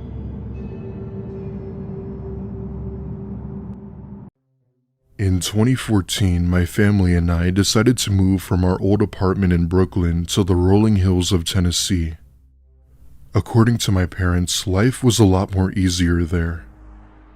They had hated the city, and as they both got older, they grew more attached to the outskirts of the countryside. At the time, the cost of plane tickets were at an all-time high, and we didn't have much money to spare. Because of this, my parents had decided that we drive from New York all the way to Tennessee. It was a long drive, but considering the amount of road trips we did over the years, it was definitely possible. Anyway, we had packed everything up and began the 15-hour drive to Gatlinburg, about 4 hours outside of Nashville. It was a long drive, but we were about halfway through and we weren't about to just give up. If I can remember, we were driving on a road somewhere in Kentucky or West Virginia that stretched across the state. It's around 1 a.m. and I wake up when I start to feel the car slowly coming to a stop. As I awoke, I asked my dad why we had stopped, and that was when I noticed what appeared to be a person laying in the middle of the road. Right then, I knew it was a woman, maybe mid-40s, black hair, and appeared to be wearing a sweater. At this point, my parents are confused and worried when my dad tells us to stay in the car as he begins to get out. With my dad being ex-military, his instinct was to help the person in need or prepare for the worst. My mom and I see my dad approach the woman, still laying face down on the pavement when he turns her over and immediately steps back. It was a little hard to see, but we can see my dad appear to start panicking and run back to the car where he just drives off. I was only able to take one glance at her as we went by, and what I saw made me understand why my dad was so scared. The only way I could describe her was that her face looked contorted. Her eyes bulging, her jaw misaligned, and her right arm behind her. It was a scene where I didn't think any human was even capable to do this to someone. The only thing my dad saw that could possibly give an explanation as to who did this was a blue star spray painted on the road beside her. We didn't know what it meant or who put it there, but my family believes that it was a symbol to represent a group of killers. I know, crazy theory, right? But can you blame us? It took another 3 hours before we got to the next town where my dad was thankfully able to file a police report. We didn't know the exact location of the murder, other than on a road in the middle of nowhere. I'm not sure if the proper authorities took action or not, but I'd like to think they did and opened an investigation. 2 months later, I was scrolling through Reddit when I came across a post that mainly focused on disappearances and theories. I was into the mystery behind all that type of stuff, so I found it interesting. The post I was looking at had multiple photos and videos of theories and clues as to how or why these people might have disappeared. I ended up landing on one of the photos that had something that looked awfully familiar, and that's when I saw the blue star. The same blue star I had seen on the road that night. This time, someone had taken a picture of one that had been spray painted on the bark of a tree. The title of the post read something along the lines of, "Found this symbol on a hike." The thread was full of replies and comments of theories as to who might have done this. Everything from the smiley face killers all the way to ritualistic sacrifices from a cult. Hell, there was even a comment about how it could be the work of aliens. The thing that everyone could come up with was that they were just another group of killers nicknamed the Star Killers. All these theories were valid, but I wasn't gonna go digging for the most plausible explanation. My family never received an update about the incident, and we aren't expecting one. If anyone has more info on the Star Killers, please inform people about them. Back in 2007, I took a trip up to Ohio to visit a friend that had recently moved away for college. I attended school in my hometown as I didn't have the money to go out of state, nor did I even want to. The friend I had been going to visit was one of my best friends throughout middle and high school. The type of friend who'd always have your back and was someone you could rely on. As the saying goes, all good things must come to an end, and that summer he had moved away. However, seeing as winter break would finally be upon us, I decided to use that time to go and visit him. For context, I live all the way in North Carolina, meaning I'd have to drive a lot. I didn't mind it though, as I love road trips and always found them relaxing as it was time to myself at the end of the day. I'd always stop at attractions in different states and even stop along the roads and take pictures of the valley. Anyway, this happened the evening on the first day I had left. I was driving down I-75 in Kentucky when I happened to notice a sign that showed that there was a rest stop at the next exit. After all, I was pretty hungry and I still had another few hours to go. Keep in mind, I was in a rural area, so there was nothing out here for miles other than a long stretch of road. That being said, I pull off to the side and enter the rest stop, hoping to grab some hot food while I'm there. There were no other cars and only two places off this exit, the rest stop and an older-looking gas station. I get out of my car and instantly notice that it appeared to be closed. I checked my watch and it was 3:30 p.m. What kind of gas station closes past noon? I thought to myself. Upon looking inside, however, I could tell that it had been closed for a while. In fact, there was seemingly nothing inside other than a few shelves moved around and a few broken beer bottles. This confirmed that it was indeed abandoned, which disappointed me. As I was about to get back in my car, I can see someone's head peer out from behind the gas station. They didn't reveal themselves, but I could tell they were watching me but trying to not be seen. I gave a quick wave, making it known that I had saw them, but they had no reaction to this. As I approach my car, I then see the person step out from behind the building, revealing themselves. It was a man who appeared to be in his 40s or 50s. He was not a pleasant-looking man. While it might have been a little weird, I didn't feel threatened by his presence, as I just assumed he might have been homeless. In a respectful tone, I tell him I was leaving now and that I'd let him be. This seemed to work, as I then saw him go back behind the gas station out of sight. I get back in my car and pull out of the rest stop and back onto the road. About 20 minutes later, I'm still on the road when all of a sudden my car starts making this screeching noise before completely breaking down. Cussing to myself, I pull over and step outside to see what the problem was. What I saw sent chills down my spine. All 4 tires of my car had been slashed. All of them. I then came to the realization that someone had to have done this while I was looking into the gas station. Mind you, my tires were really good ones and could withstand sharp objects, so I knew for a fact that this was no accident. At that point, I obviously called the police, where my car had been towed to a body shop that wasn't too far. I had to pay and wait nearly an hour for the new tires before I was able to get back on the road and finish the drive. Police had said they looked into the rest stop, but whoever did this to my car was long gone. I knew right then that whoever had done this had to be involved with the man I had seen. The rest of my trip went as planned and I was able to see my friend.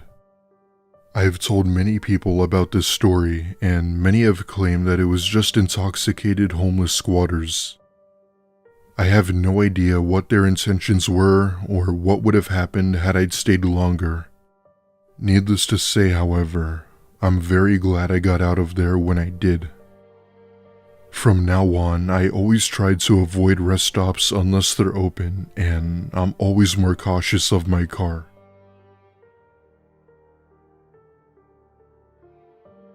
When I was in 8th grade, my dad splurged and bought his dream car.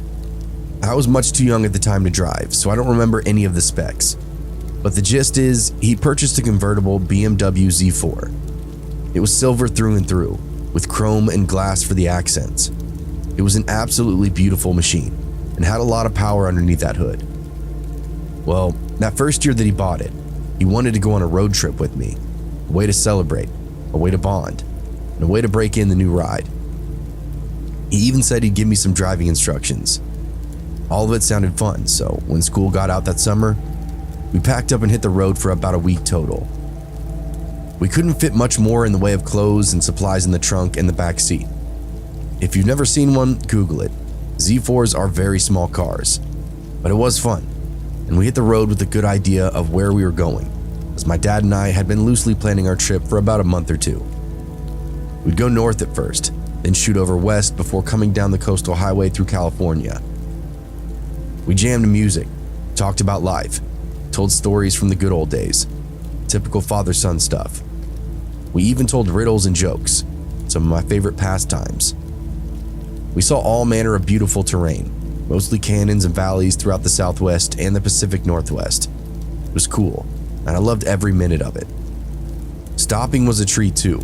I was a fat kid growing up, so I loved all that gas station delight food, and we got a lot to eat. Chips, jerky, soda, gut bomb burgers, all of it. Other times we would stop at nicer hotels, and this would prompt my dad to seek out nicer restaurants for us to eat at. It was a cool dichotomy, and seemed to satisfy both of us. There was one night that we rolled into some mid-sized town, and I can't remember the name of it. Litchfield or Litchbrook, something like that. This was one of the stops where we got a nice hotel room. We hit the pool, then wandered around downtown a bit. I remember we were both gawking at all the ladies. Literally every single woman that we laid eyes on was prettier than the last. "It's like there's something in the water out here, son," I remember my dad saying. "You might be hitting the road on your own tomorrow."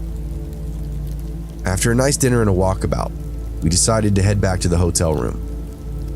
I could tell something weird was going on right when I saw the place. There was this small crowd clustered around some cars that were parked funny.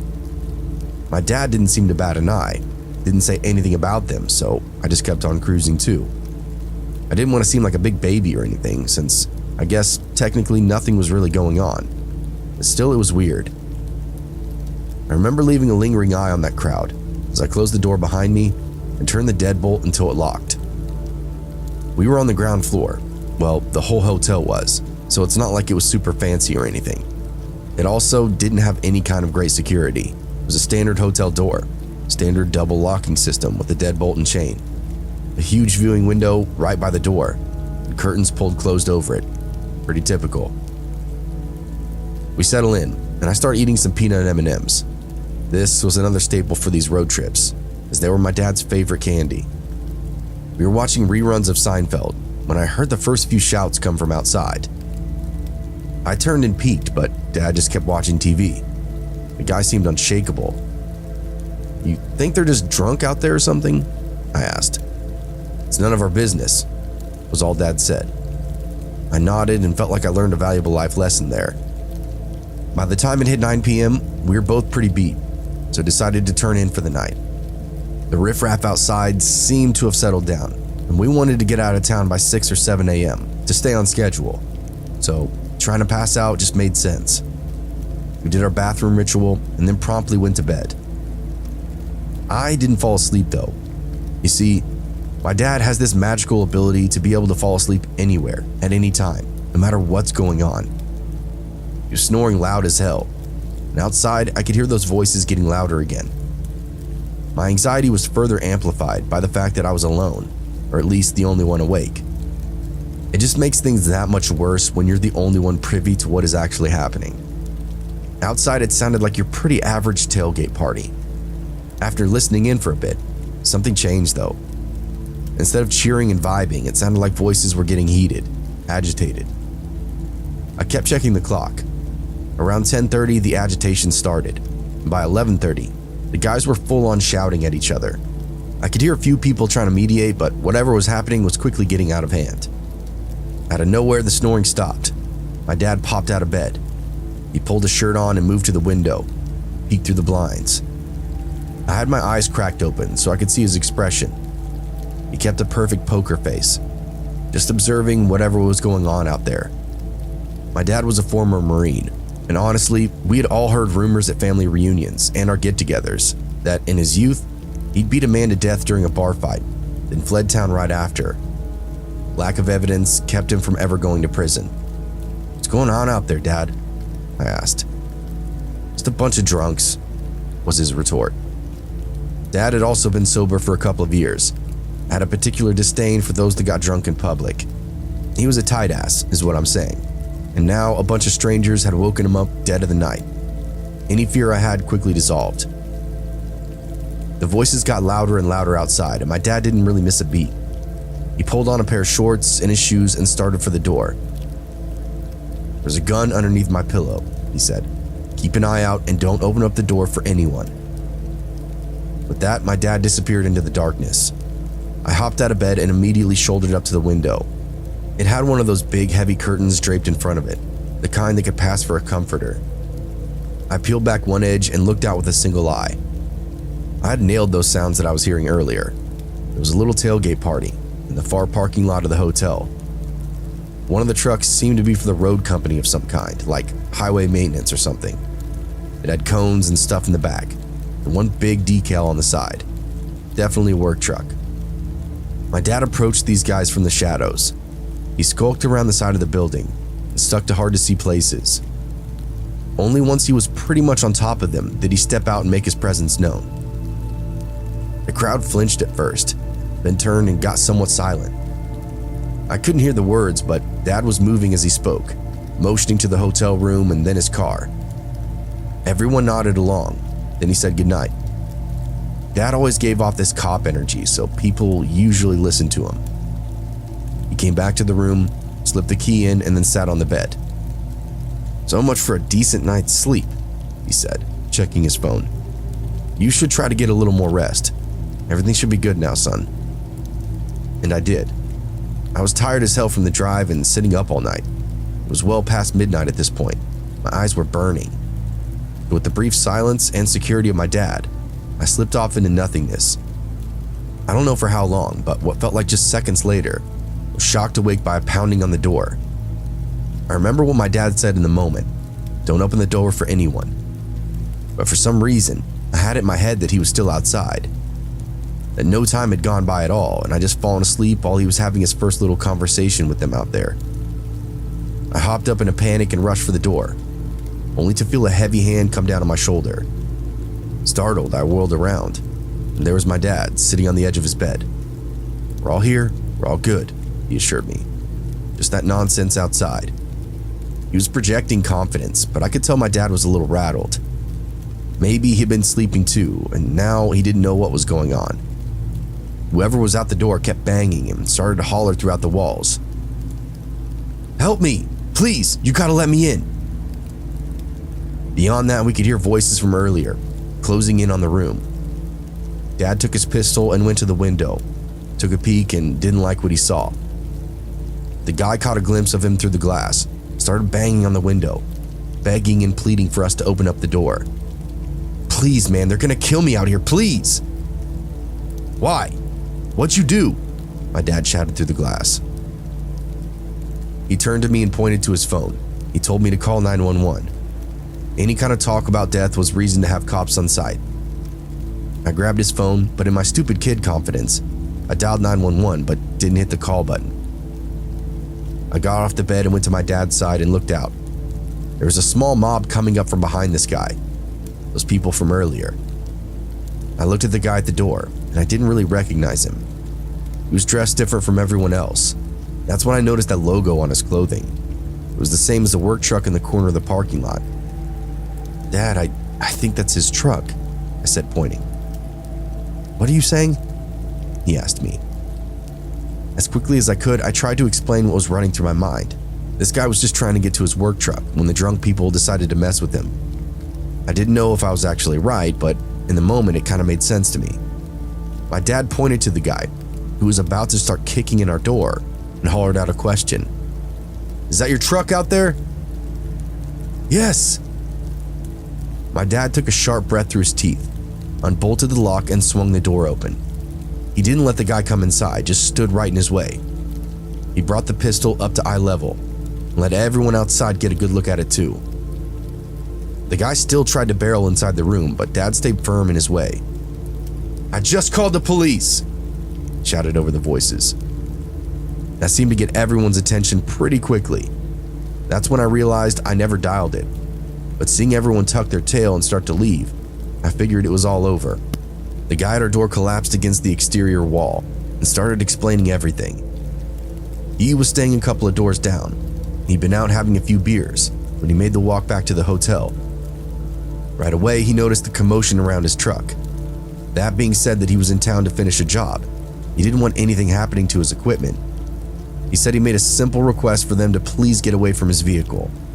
The crowd had been boozed up at this point, and so was that roadway worker. What started as a question quickly turned into a barking match. The solo guy was severely outgunned.